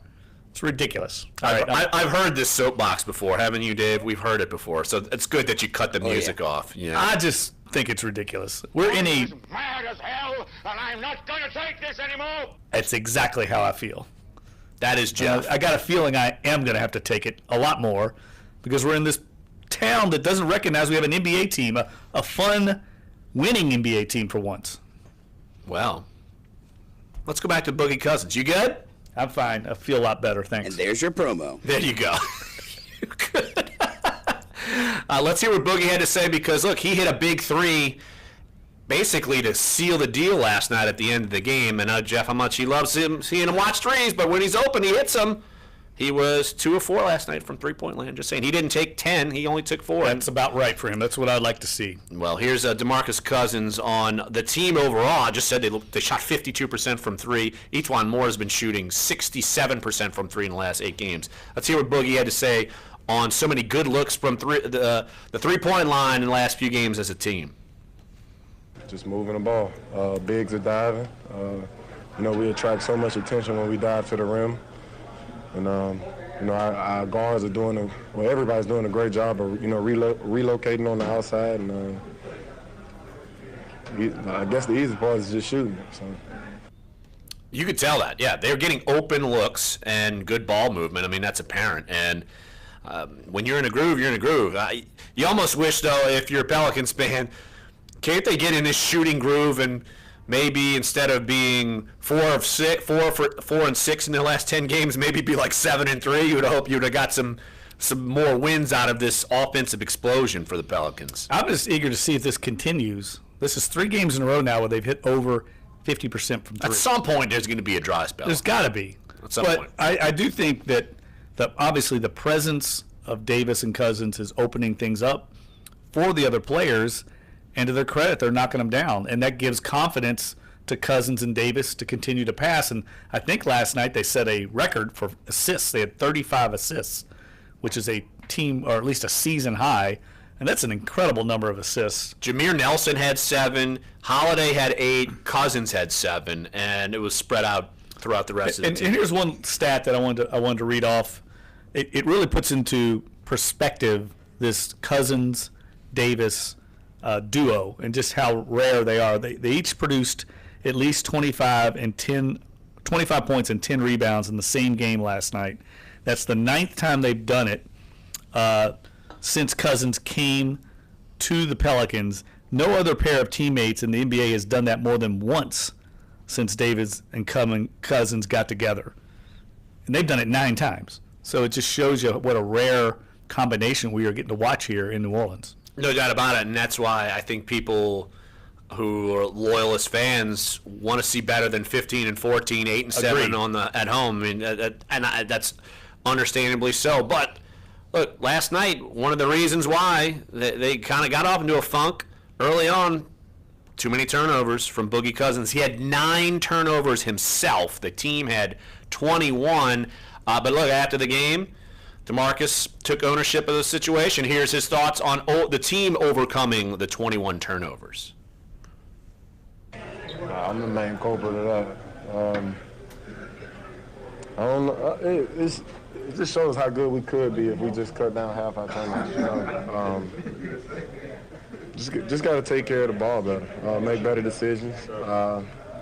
I definitely have to make better decisions with the ball. I don't know. I take full responsibility for a high amount of turnovers on the night. I don't know. It's something we just got to continue to work on. Just keep moving forward. Jeff, go give Boogie a hug. Go. Give him a hug.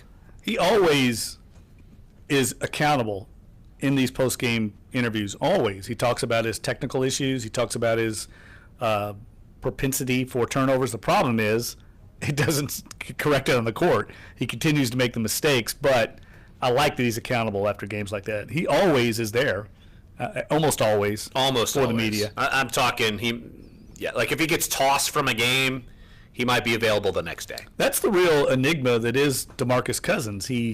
Off the court, he's as charming as you can get. But on the court, he turns into kind of a psycho. He's constantly yelling at the officials. He's getting into it with opponents. I don't know if you saw him last night just elbow that guy on the Bucks like right in the face, and they called a foul on him, and he was incredulous. And it was so obvious what he did, and he felt like he was persecuted by the entire officiating. Well, that's like when he got tossed for the elbow to Russell Westbrook. I mean, come on, you're going to get tossed. You specifically are going to get tossed for that. But no doubt. Let's hear from Anthony Davis on his health. Look, he missed last game, came back, and obviously played a full workload. So we'll hear from Anthony Davis coming up next here. Sports 1280, NOLA.com, and the iHeartRadio app. Dunc and Holder. Hey, that's a request from Rip. That's a request. That's awesome. Sucks to be you, doesn't it? But the funny part, like the Walk the Dinosaur, that was one that I pulled out, and then I got another one coming back that I love. I love it. Straight out the 80s. Beautiful. By the way, we need to do that Twitter poll. You will have no idea who the hell sings this song. If you do, well then I'll owe you $1. You might be surprised. Okay, we did a Twitter poll. What is the best decade for music? What do you think is winning, Dave? I got to go with the 80s. Well, you're right. Actually, 80s has 40% responses, and then 90s and 70s are neck and neck, 25 and 24%. Really? Yeah. Well, the 90s, was the alternative rock, decade. And a lot of those were very, similar. That's what Torture Tuesday's about, the 90s. Files Adventure Series. And when I need a classic, Agatha Christie Murder Mystery Games hit the spot. Something tells me Nickelback's going to show up on Torture Tuesday. More clearly. No Wi-Fi, no Oh, so I wouldn't. Well, that'd be a different comes torture. On the show. So we've got like a bot in our I'm so glad I went to YouTube chat. iPlay.com and downloaded the app. It's my daily sanity restoration. I play every day. I have no idea. Glad when you need him. I have no idea.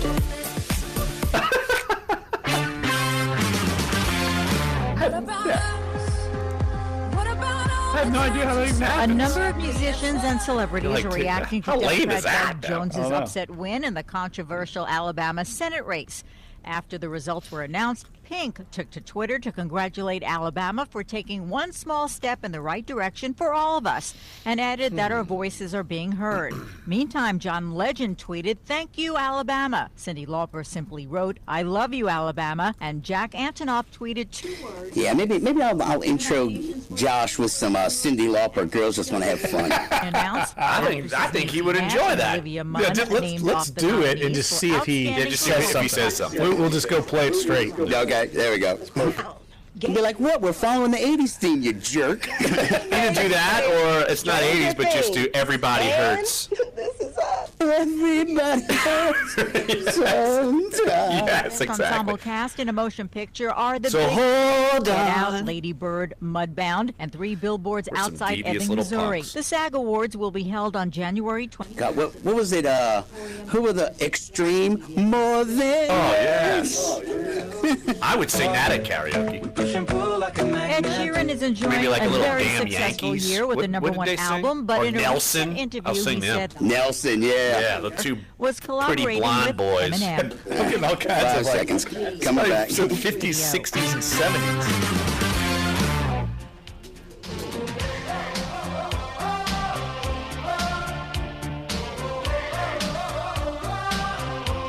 This is Dunc and Holder on Sports 1280, New Orleans. Requests and dedications here on Dunc and Holder. Dave, I know the song. I do not know the artist, so you do not have to give me $1 American. You do not have to do it. It's Baltimore. Oh, it's like I didn't know it either. Man, it's like Aurora and Tarzan Boy and Baltimore combined. I don't know. I've never heard of either one. You've never heard of this song? It's the old Listerine commercial and Teenage Mutant Ninja Turtles. Jeff would be Splinter. I'm like speechless. I don't even know how to respond. Jeff would be Master Splinter. What's that? He would be. There's a joke on me, and I don't even know what it is. You're like the sensei, the rat with the cane walking around teaching the Ninja Turtles. You have gravitas, is what we're saying. Yes. Oh, yeah. Somehow I sense that's not what you're saying. Or elder statesman? I don't think you'd be like one of the turtles. No, you wouldn't be. He would definitely. He might be. Nope, you're Splinter. Sorry. Or he could be Krang. You could just be a brain in the torso of a human body. You're speaking Swahili. That's all right. I can see Herbie Tiopi could pull off Donatello, maybe. Maybe so, yes. All I know is I'm going to have a large pair of clippers in my hands at some point next week, so you better be I'm going to start looking like Dan Quinn. Look at Cue Ball. That's what I start looking like. Scott Shanley. Exactly. It's over. Literally, let's see. When I spoke to the Touchdown Club in New Orleans on Monday, Tuesday night on the West Bank, and men and women alike were coming up to me, touching my hair just to get one final touch of it because they know it's going to be gone after the Jets game. So at some point after the Jets game, get away from me. Get the shears away. Who are these people? I don't know. They're fans of you and me and the Saints and, who that nation. And your hair. They're fans of your hair. That's because they know how important it is to me.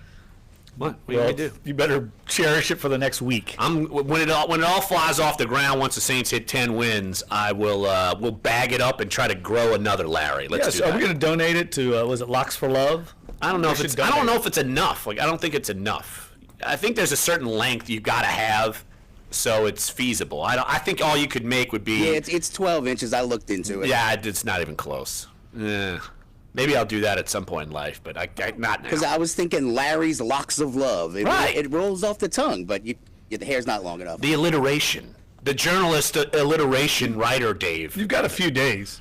A few days. What am I going to take? Should I take Miracle Grow and dump it on my head just to have it grow? Miracle Grow. That's a good one. What's that? Rogaine. Just pour a bunch of Rogaine on there. Mix it all and see what happens. Let's see if you don't need any. You'll never need Rogaine. No, I will never need Rogaine. That's absolutely true. Unless it just doesn't grow back once I shave it off. But totally switching gears. No good segue. Anthony Davis coming back healthy. Obviously played well against the Bucs. Let's hear what Anthony Davis has to say about his health after missing the last game and being kind of nicked up the last few games. I feel good. Everything feels fine. Just excited that we got the win. Played great team defense towards the end of the game. Some great possessions that we had offensively. Guys made plays. Excited that we got this one. Is there supposed to be a minutes restriction tonight?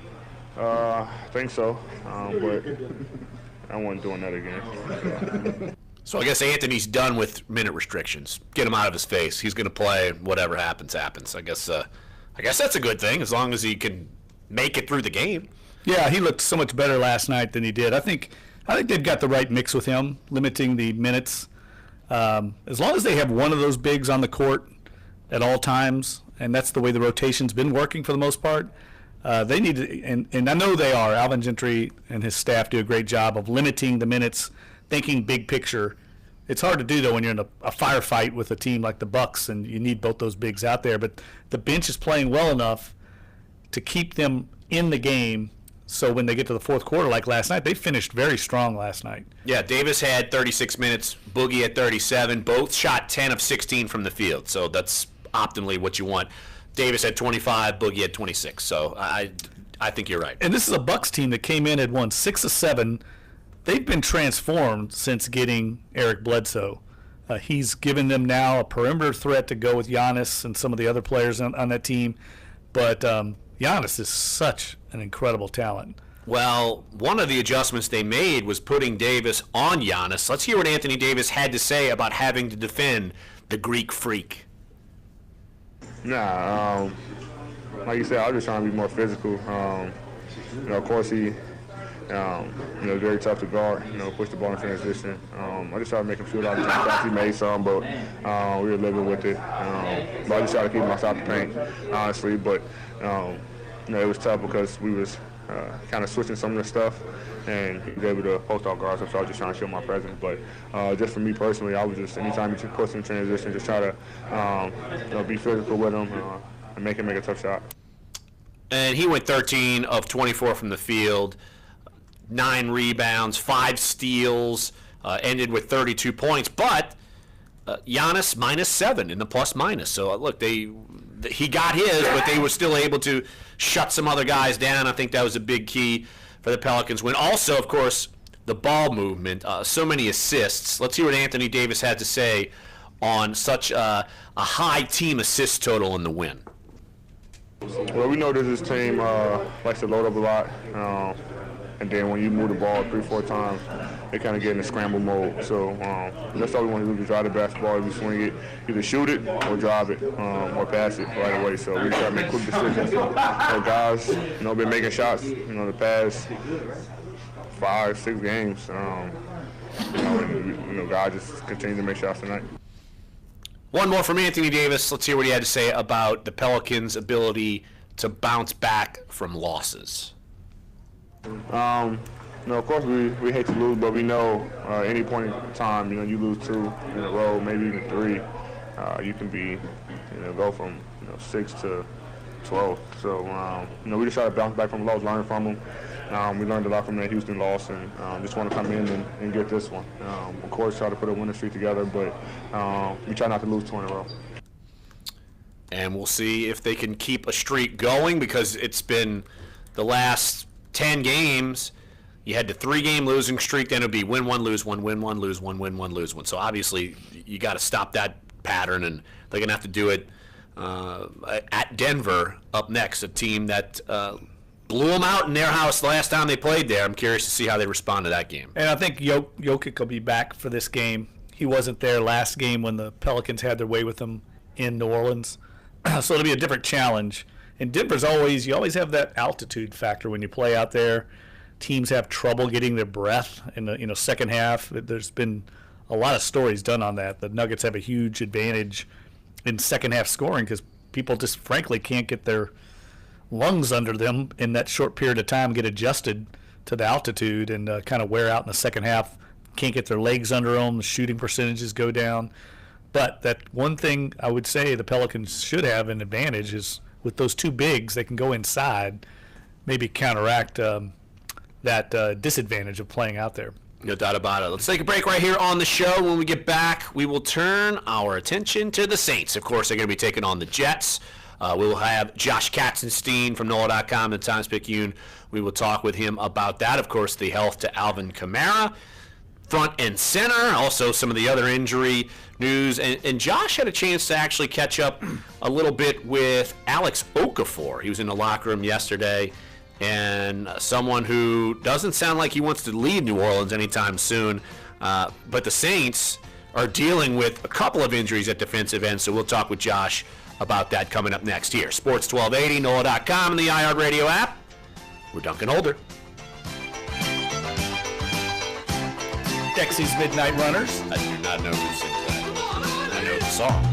Your forecast on Sports 1280, I don't New Orleans. You don't know Dexy's Midnight Runners? They're one-hit wonders. Is brought to you by the Exogen Michael Temporal Scanner. Morton Anderson's going to be in from the Fox Hall of Fame Museum on Sunday. Bruce Katz, today a good-looking day through the afternoon on Thursday. Partly to mostly sunny skies, high temperature of 65 degrees. Now tonight, overnight lows drop to the 40s both north and south. And tomorrow morning, get ready to get the heavy coats out. A strong cold front moves in. Temperatures only in the upper 40s to lower 50s for daytime highs for your Friday. Overnight lows by Saturday morning, upper 30s to low to mid 40s. Saturday, breezy and cool at 59, but Sunday, get the wet weather gear out. Rain chances ramp up to near 70%. From the Fox 8 Weather Center, I'm meteorologist Bruce Katz with your Weather Authority forecast. The hustle and bustle of the holidays can wear you down. Be prepared with a thermometer you can trust. The Exogen Temporal Scanner has a proven accuracy backed by more than 70 clinical studies and is available I just read the headlines in your area. An extra point, like it's critical. Wizard World Comic Con, January 5th through 7th at the Ernest N. Morial Convention Center. Meet your favorite stars, including Marvel Comics Stan Lee, David Tennant from Doctor Who, and more. Get your half tickets for Friday, Saturday, or Sunday at FoxSportsAM1280.com. Keyword dealers. Early in the game, yeah.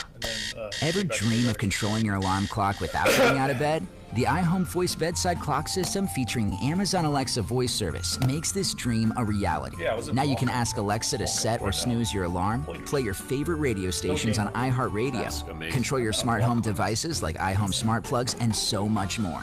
Get the new iHome Voice bedside clock system enabled with Alexa and enjoy the warmth of your bed for a little longer this holiday season. Now available at Bed Bath & Beyond. Maybe we could try and get Allison is perfect. I mean, she'd never tell you that. She's humble and perfect. She likes everyone. She even likes her untidy roommate's weird guinea pig. Allison, wait, are you texting and driving? Allison, no. That's the exact opposite of what I was just saying about you. Why, Allison? Why? Texting and driving makes good people look bad.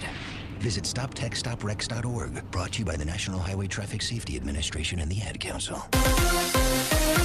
The Thunder come away with a 195 win over the Pacers as boos rained down on Paul George during his return to Indianapolis last night. It was George's first game back in Indiana since forcing a trade away from the Pacers. All right, we got Josh. It's a surprise. Hey, just had a request for the Pixies. Do we have any Pixies music? Is that good or bad?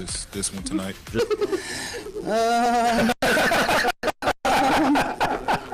Another extension when his new contract expires in 2024. So says NFL spokesman Joe Lockhart, telling NFL Network Goodell's recent extension will be his last. To tell about Goodell Love and Rockets. that report when speaking with the media.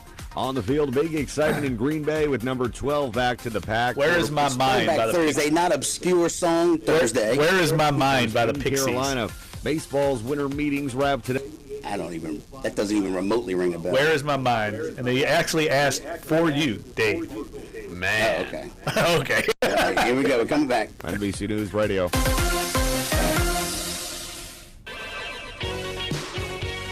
I'm funny how? I mean funny like I'm a clown, I amuse you, I make you laugh, I'm here to amuse you. What do you mean funny? Funny how? How am I funny? And go.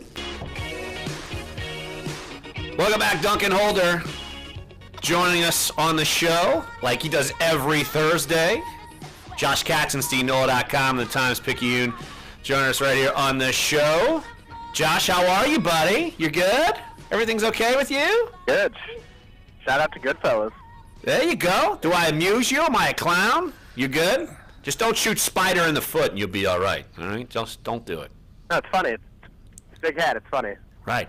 Throw back to old Celebrity Jeopardy, Josh doing right there. In case you didn't know, Jeff, sometimes I've got to educate you. Sorry. I need education. Josh, how are the Saints this week? I'm diving right into questions with you.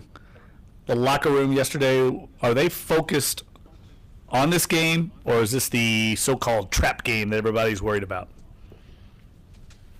No, they are focused on this game, Jeff. And, I know on Monday, some people were asking players, how closely they're paying attention to playoff standings. And I think Sheldon Rankins had the best answer when he said, anyone in this locker room who says they're not looking is lying to you, which is probably true. But at the same time, I think everyone in the room knows that the best way for them to secure a playoff berth and their best playoff standing is by beating the Jets on Sunday and then taking care of business, their next two games after that. But, this isn't the first time this season where we've labeled something as a trap game. I think, the game against the Packers when Brett Hundley was the quarterback, fit as that. The game up in Buffalo fit as that. And, in both those games we saw the Saints take care of business. So, it seems like everything is shaping up to have a similar result on Sunday. Josh, I'd agree. You could also look at the Bears game. I think people looked at that. Any game against an inferior opponent, I think everyone was worried it would be a trap, and we just haven't seen that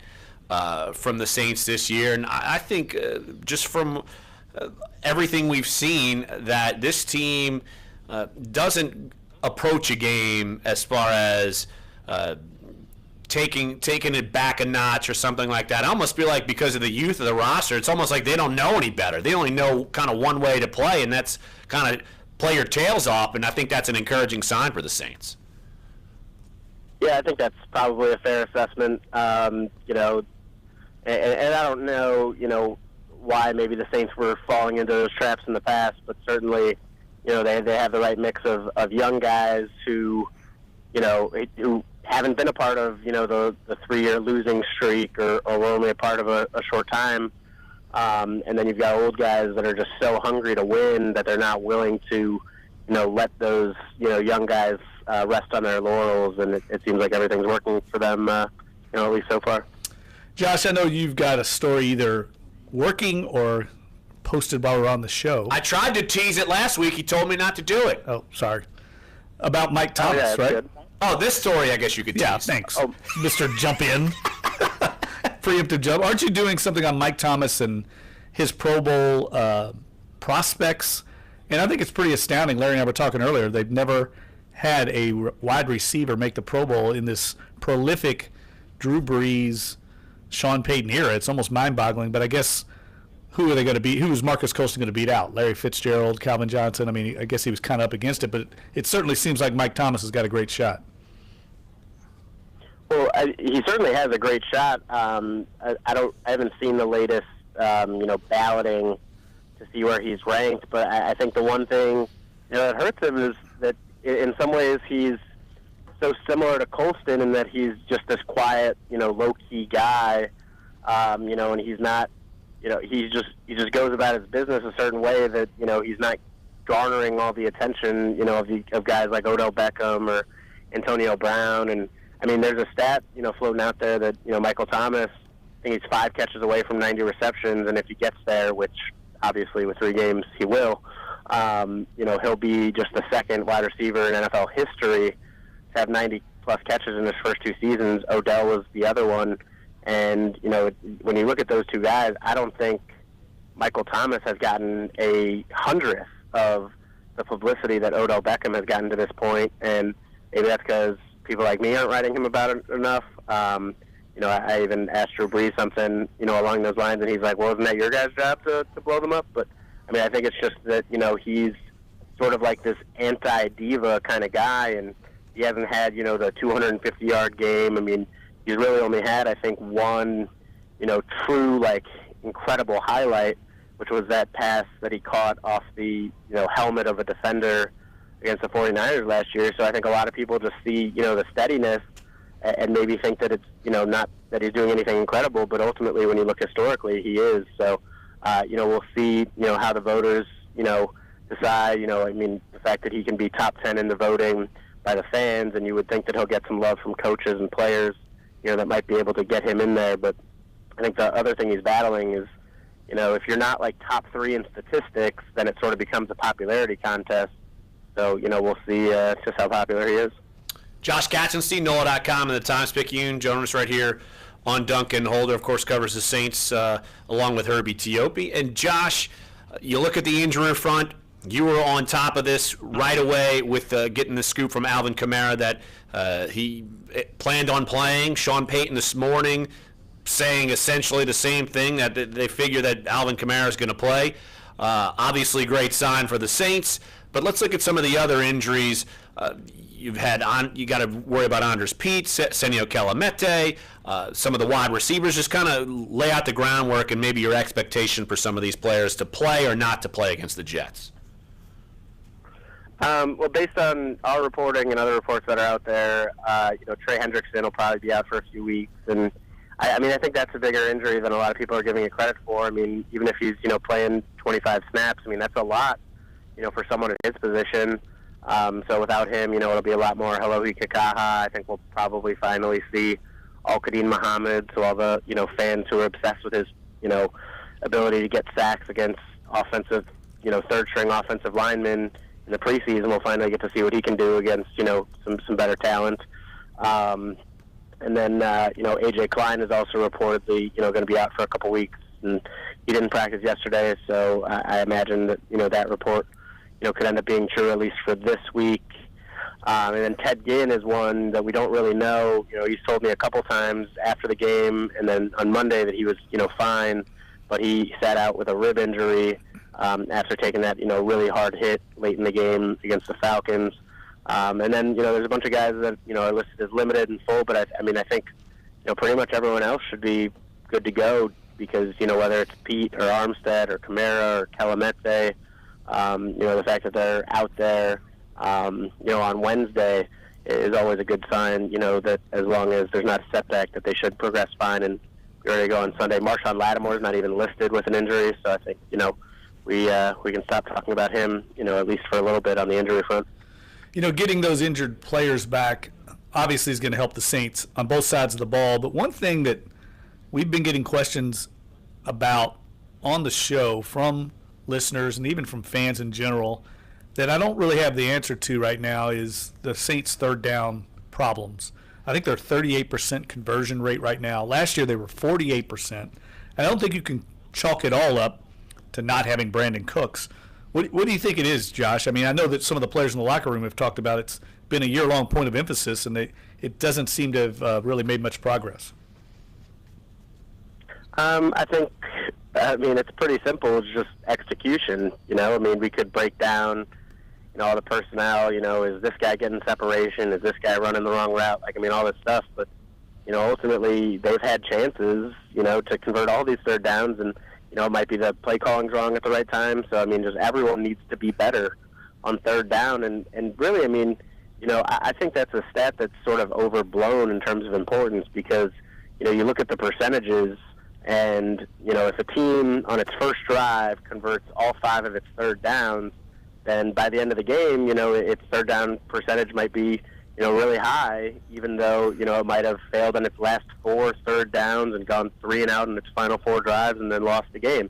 It's all about timing with these third downs, and I think for the most part, outside of a few, they've only lost 4 games, and, they were definitely issues in those games, but I think for the most part the Saints have been, able to convert, third downs when necessary this season, and I think, it's not as big of a problem as some people might think. Josh Katzenstein, NOLA.com, the Times-Picayune, joining us right here on Dunc and Holder. You look at the way that the Saints have played defensively, and look, last week, I still think, even in a loss, you could say, wow, they did a great job of slowing down Matt Ryan. His quarterback rating was 55. They had 3 picks. But you mentioned, of course, not having Trey Hendrickson. Alex Okafor is out for the year. And there's a hole at the defensive end spot. I know you had a chance to catch up with Alex Okafor. What did he tell you about his future and how he thinks he can come back from this injury? Yeah, he said he expects to be 100% in about 6 months. So he's dealing with a torn Achilles, and he said he'll be healthy for training camp, and he hopes that it's with the Saints. He came here last year, or I guess in March, hoping to be the starter because he lost his starting job in Arizona last year. He won that job opposite Cam Jordan. And really, in terms of the impact, he was on pace for a career year by almost every metric. I think the only one that he might not have broken based on his pace would have been sacks, but he already had career high in tackles, passes defense, forced fumbles, and his 4.5 sacks. He definitely could have closed in on his career high of 8. And I think, it's a good fit for him in the system. I think he really gets along well with a lot of guys in the locker room. Kenny Vaccaro is his best friend. Obviously the disappointing thing is that because of the injury, he's probably not going to make as much money as, he would have if he'd played the full season because, it is such an important and premium position. I think, it would make a lot of sense for the Saints to try to bring him back, and see if he can provide the same kind of impact as he did before the injury. Yeah, I was surprised. Darryl Tapp was a guy that seemed like a perfect fit to bring back. His leadership skills in the locker room. I know he was with the Bucs for a while, but I think he's available, right? Yeah, he is. I was surprised at that too. But they decided to sign George Johnson instead. So I don't know, what went into that decision, but we'll see what Johnson can contribute. Josh Katzenstein, NOLA.com, the Times-Picayune. Follow him on Twitter at @JKatzenstein, and of course all of his coverage of all things Saints at NOLA.com and in the print edition of the Times-Picayune. And Jeff has one more question. I'm looking at him. He's looking at his Twitter poll. It's the most important thing of the day to Jeffrey alone. But all right, Josh, you got to weigh in on our Twitter poll of the day. What's the best decade for music? 70s, easy. Whoa. I didn't expect that. Being vintage. Look at you. Right now, the voting goes 35% 1990s, 31% 1980s, 23% 1970s. Oh my God. Catherine Terrell stuffed the ballot. Your voters are terrible. I've had this debate before with people, and if anyone who says 80s or 90s is flat out wrong. Oh. 70s, then 60s, then we can debate after that. Oh. Wow. Going old school. I like that you are old school on that. Man, I would not have expected that. But, all right, Joshua. Good chat. See you soon, buddy. All right.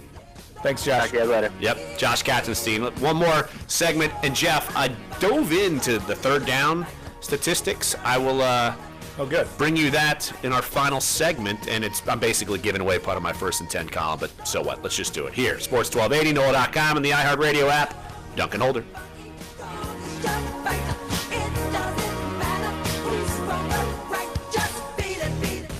Sports 1280's Secret Santa slipped us some Pelicans tickets. Shh, you weren't supposed to say anything. Hey, sorry, Santa. Listen weekdays to our little helpers for the winning keyword to call in and stuff your stocking. And we don't even care if you've been naughty or... The 70s? What's wrong with this kid? Saturday morning. Good Lord, at every turn. I try to give him an opening to redeem himself every time.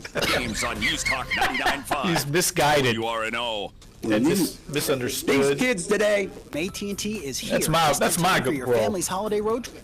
Kids connected in the back seat so they can stream. I am surprised that the 70s is getting as much. Also get access to stations and playlists from the iHeartRadio app. Go to att.com/connectedcar to learn more. Turn your car into a powerful Wi-Fi hotspot with in-car Wi-Fi. A lot of 90s backers on Twitter. 20 gigabytes per line per month. You may experience slower speeds. Price per vehicle for AT&T Connected Derek Gould. Well, according to studies and the iHeartRadio app, the 80s is the most popular channels that we have. All the 80s kind of just different variations of the 80s. But the 90s is starting to pick up. It's just because, more people who are living and enjoying the 70s music, well, they're dead. They gone. Derek Gould, former colleague, weighed in with a picture, a video of. He says there's only one right answer because the 1990s gave us this. And it's a Motley Crue. Making happy. What's wrong with the crew? Yeah. Go to touristfortops.org and learn how you weighed can in. make You know, a Will difference. Leach Right now, there's a girl in India who has dreams bigger than her village. Right now, there's an elder in Guatemala who dreams of a life of greater dignity and less loneliness. You can help change the future of one person in a single moment. Begin the change at Unbound. The National Movement by Jeff Duncan. T-Mobile is getting into the TV business next year. Nation's third biggest wireless carrier says the service will combine streaming TV and online video at a lower cost and will not require customers to enter into lengthy contracts. T-Mobile recently purchased TV technology company Player 3. Twitch will begin broadcasting actual real sporting events. The live streaming platform will begin streaming G League games, which is the official minor league of the NBA. The Amazon-owned site is typically a place for gamers and esports fans, but the G League partnership could. I don't know what esports is. Deeper dive into I probably should know that. A report says Facebook is the best place to work. Like, I've heard of it a zillion times. What is it? But that's a question. I can answer all of the above on that. That's what I thought. I ain't going to be able to do it in 15 seconds. Oh, okay. The Week in Geek. You damn Skippy I'm all over that. Best company to work great for, name, followed by Boston Consulting Group, In-N-Out Look, Burger. we got a snazzy logo, too. Ford, Better Larry than Duncan Olson, Holder. NBC News Radio. Week in Geek. It's awesome.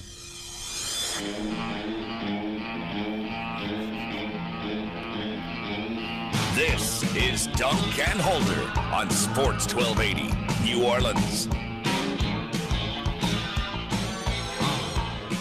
Final segment here on the show. Missed any of it? Sports1280.com, NOLA.com, iTunes, SoundCloud, and YouTube page. Jeff, we got a couple of big-time guests tomorrow. Who do we have coming on the show? Yeah, Let's give it away. We've got Ken Belson, NFL reporter for the New York Times, is going to come join us. He's just been at the NFL owners meetings, which Roger Goodell's contract extension was signed, sealed, and delivered.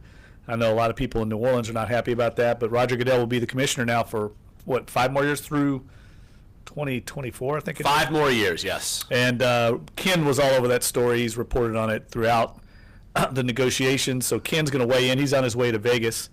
And Ken is a huge fan of New Orleans. He loves the city, loves the food scene, so we'll talk to him a little bit about that. And did a big profile on the Bensons. Yes. Within this past year, I would say. Right.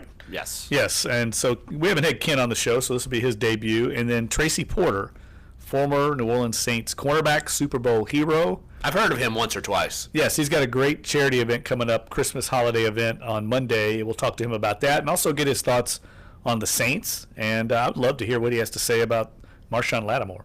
I'd love to hear what he has to say about if people he walks the streets and he gets tackled in the street because they love him so much for making two of the biggest plays ever in Saints history. Let's ask him, because I bet he still gets recognized. He will for the rest of his life. He should. Are you kidding me? Absolutely. Yeah, back-to-back, two of the biggest, I'd argue the two biggest interceptions ever. Definitely the two biggest interceptions ever. There's no question about that. In Saints history, no doubt. Well, I would say you could point one in NFL history. The Super Bowl one, I would argue, is one of the biggest interceptions in NFL history. I would argue that. Yeah. I think the biggest has to be Malcolm Butler, right?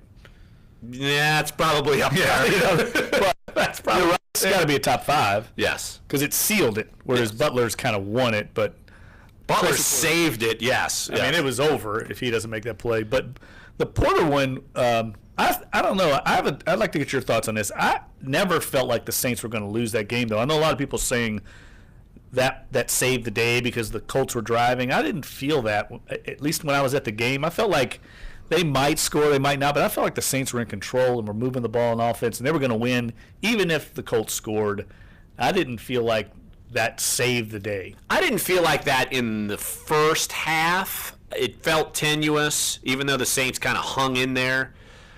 But when the second half, I feel like when the Pierre touchdown happened, you felt that momentum was changing and they were figuring things out with Peyton Manning. I wasn't going to say, boy, if Tracy Porter doesn't intercept that ball and who knows what happens in that drive, I don't know if I felt, boy, they're going to win that game. I don't know about that. Look, maybe it's the New Orleanian in me. You never feel secure until it's secure. Yeah, I mean, look, it's Peyton Manning, so there is that factor. I mean, it's not just any quarterback you're going up against, but I just felt like the Saints offensively, that drive, which his history should go back and break down that drive. I think it was the drive that Lance Moore scored the 2-point conversion on, so it was the Jeremy Shockey touchdown, right? Yes. Where he completed passes to every receiver on the team, every running back caught a pass. No one caught more than one. It really, to me, is symbolic of the greatness of Drew Brees, how he spreads the ball around. We talked earlier about Mike Thomas, and the reason the Saints haven't had a Pro Bowl receiver largely is because they're very democratic in how they spread the ball around. There's not one guy. There's not one Randy Moss or Larry Fitzgerald getting all the targets, and that's one of the reasons why Brandon Cooks made his little voice known. He didn't his little voice known. Well, you know what I mean. He was because he's little and he did not like being referred to as being little. I don't know. There's a poor choice of words. He was not happy with the lack of targets coming his way. That's the Saints offense. Well, maybe that is because he's little. Sorry. He gets beat up. He got shut down in that Dolphins game Monday night. Yeah, but speaking of 2009, and it goes back to the stats I wanted to give you right before we end the show on third down. That's okay. The last time, look, you said the Saints are, and that's right, they're 18th in third down conversions going into this week. The last time they finished, the lowest they finished in the Sean Payton, Drew Brees era in third down was 6th. In 2009. That's their worst. They finished first the last 3 years in third down conversions. Wow. But you say it's not an important stat potentially. I would argue conversely. All 5 teams currently in the playoffs in the NFC are in the top 7 in the NFL in third down conversions. Atlanta's 1, Minnesota's 2, Philly's 3, Carolina's 5, Los Angeles is 7. It's critical. It's the most important stat I think there is. There are only 2 teams in the race right now, and they're in the AFC, that are below the Saints, and it is Tennessee and, oh my gosh, I'm totally frying out on the last one. It's just amazing. There are only 2. Oh, and Buffalo, because they're actually in right now, believe it or not. That's random. I just feel like the Saints have been so good on third down in the past, it's surprising that they're struggling this year. And I say struggling, they're still in the middle of the pack, but we're so used to it, we take it for granted. Breeze's brilliance on third down. I think part of it is a lack of options in the receiving game. Look, Willie Snead caught a lot of, was reliable on third down. Brandon Cooks too. You don't have as many out there. I mean, you just don't. And 30. You're probably getting. You're not. I just assume you don't have as many opportunities because you're getting big plays from Kamara, Ingram, doing that. No doubt. Yep. So 90s is beating 80s, by the way, in the poll. There we go. Want to thank Josh Katzenstein.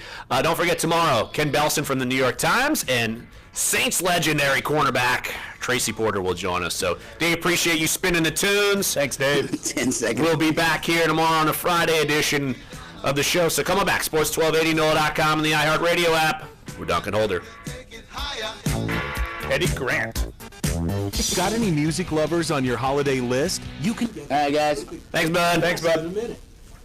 This is the ultimate gift for anyone who can. Talk to you tomorrow. Her favorite artists. Go to Quello.com/gift right now and give the gift they'll enjoy all year long. With Quello, you can watch thousands of the best concerts and music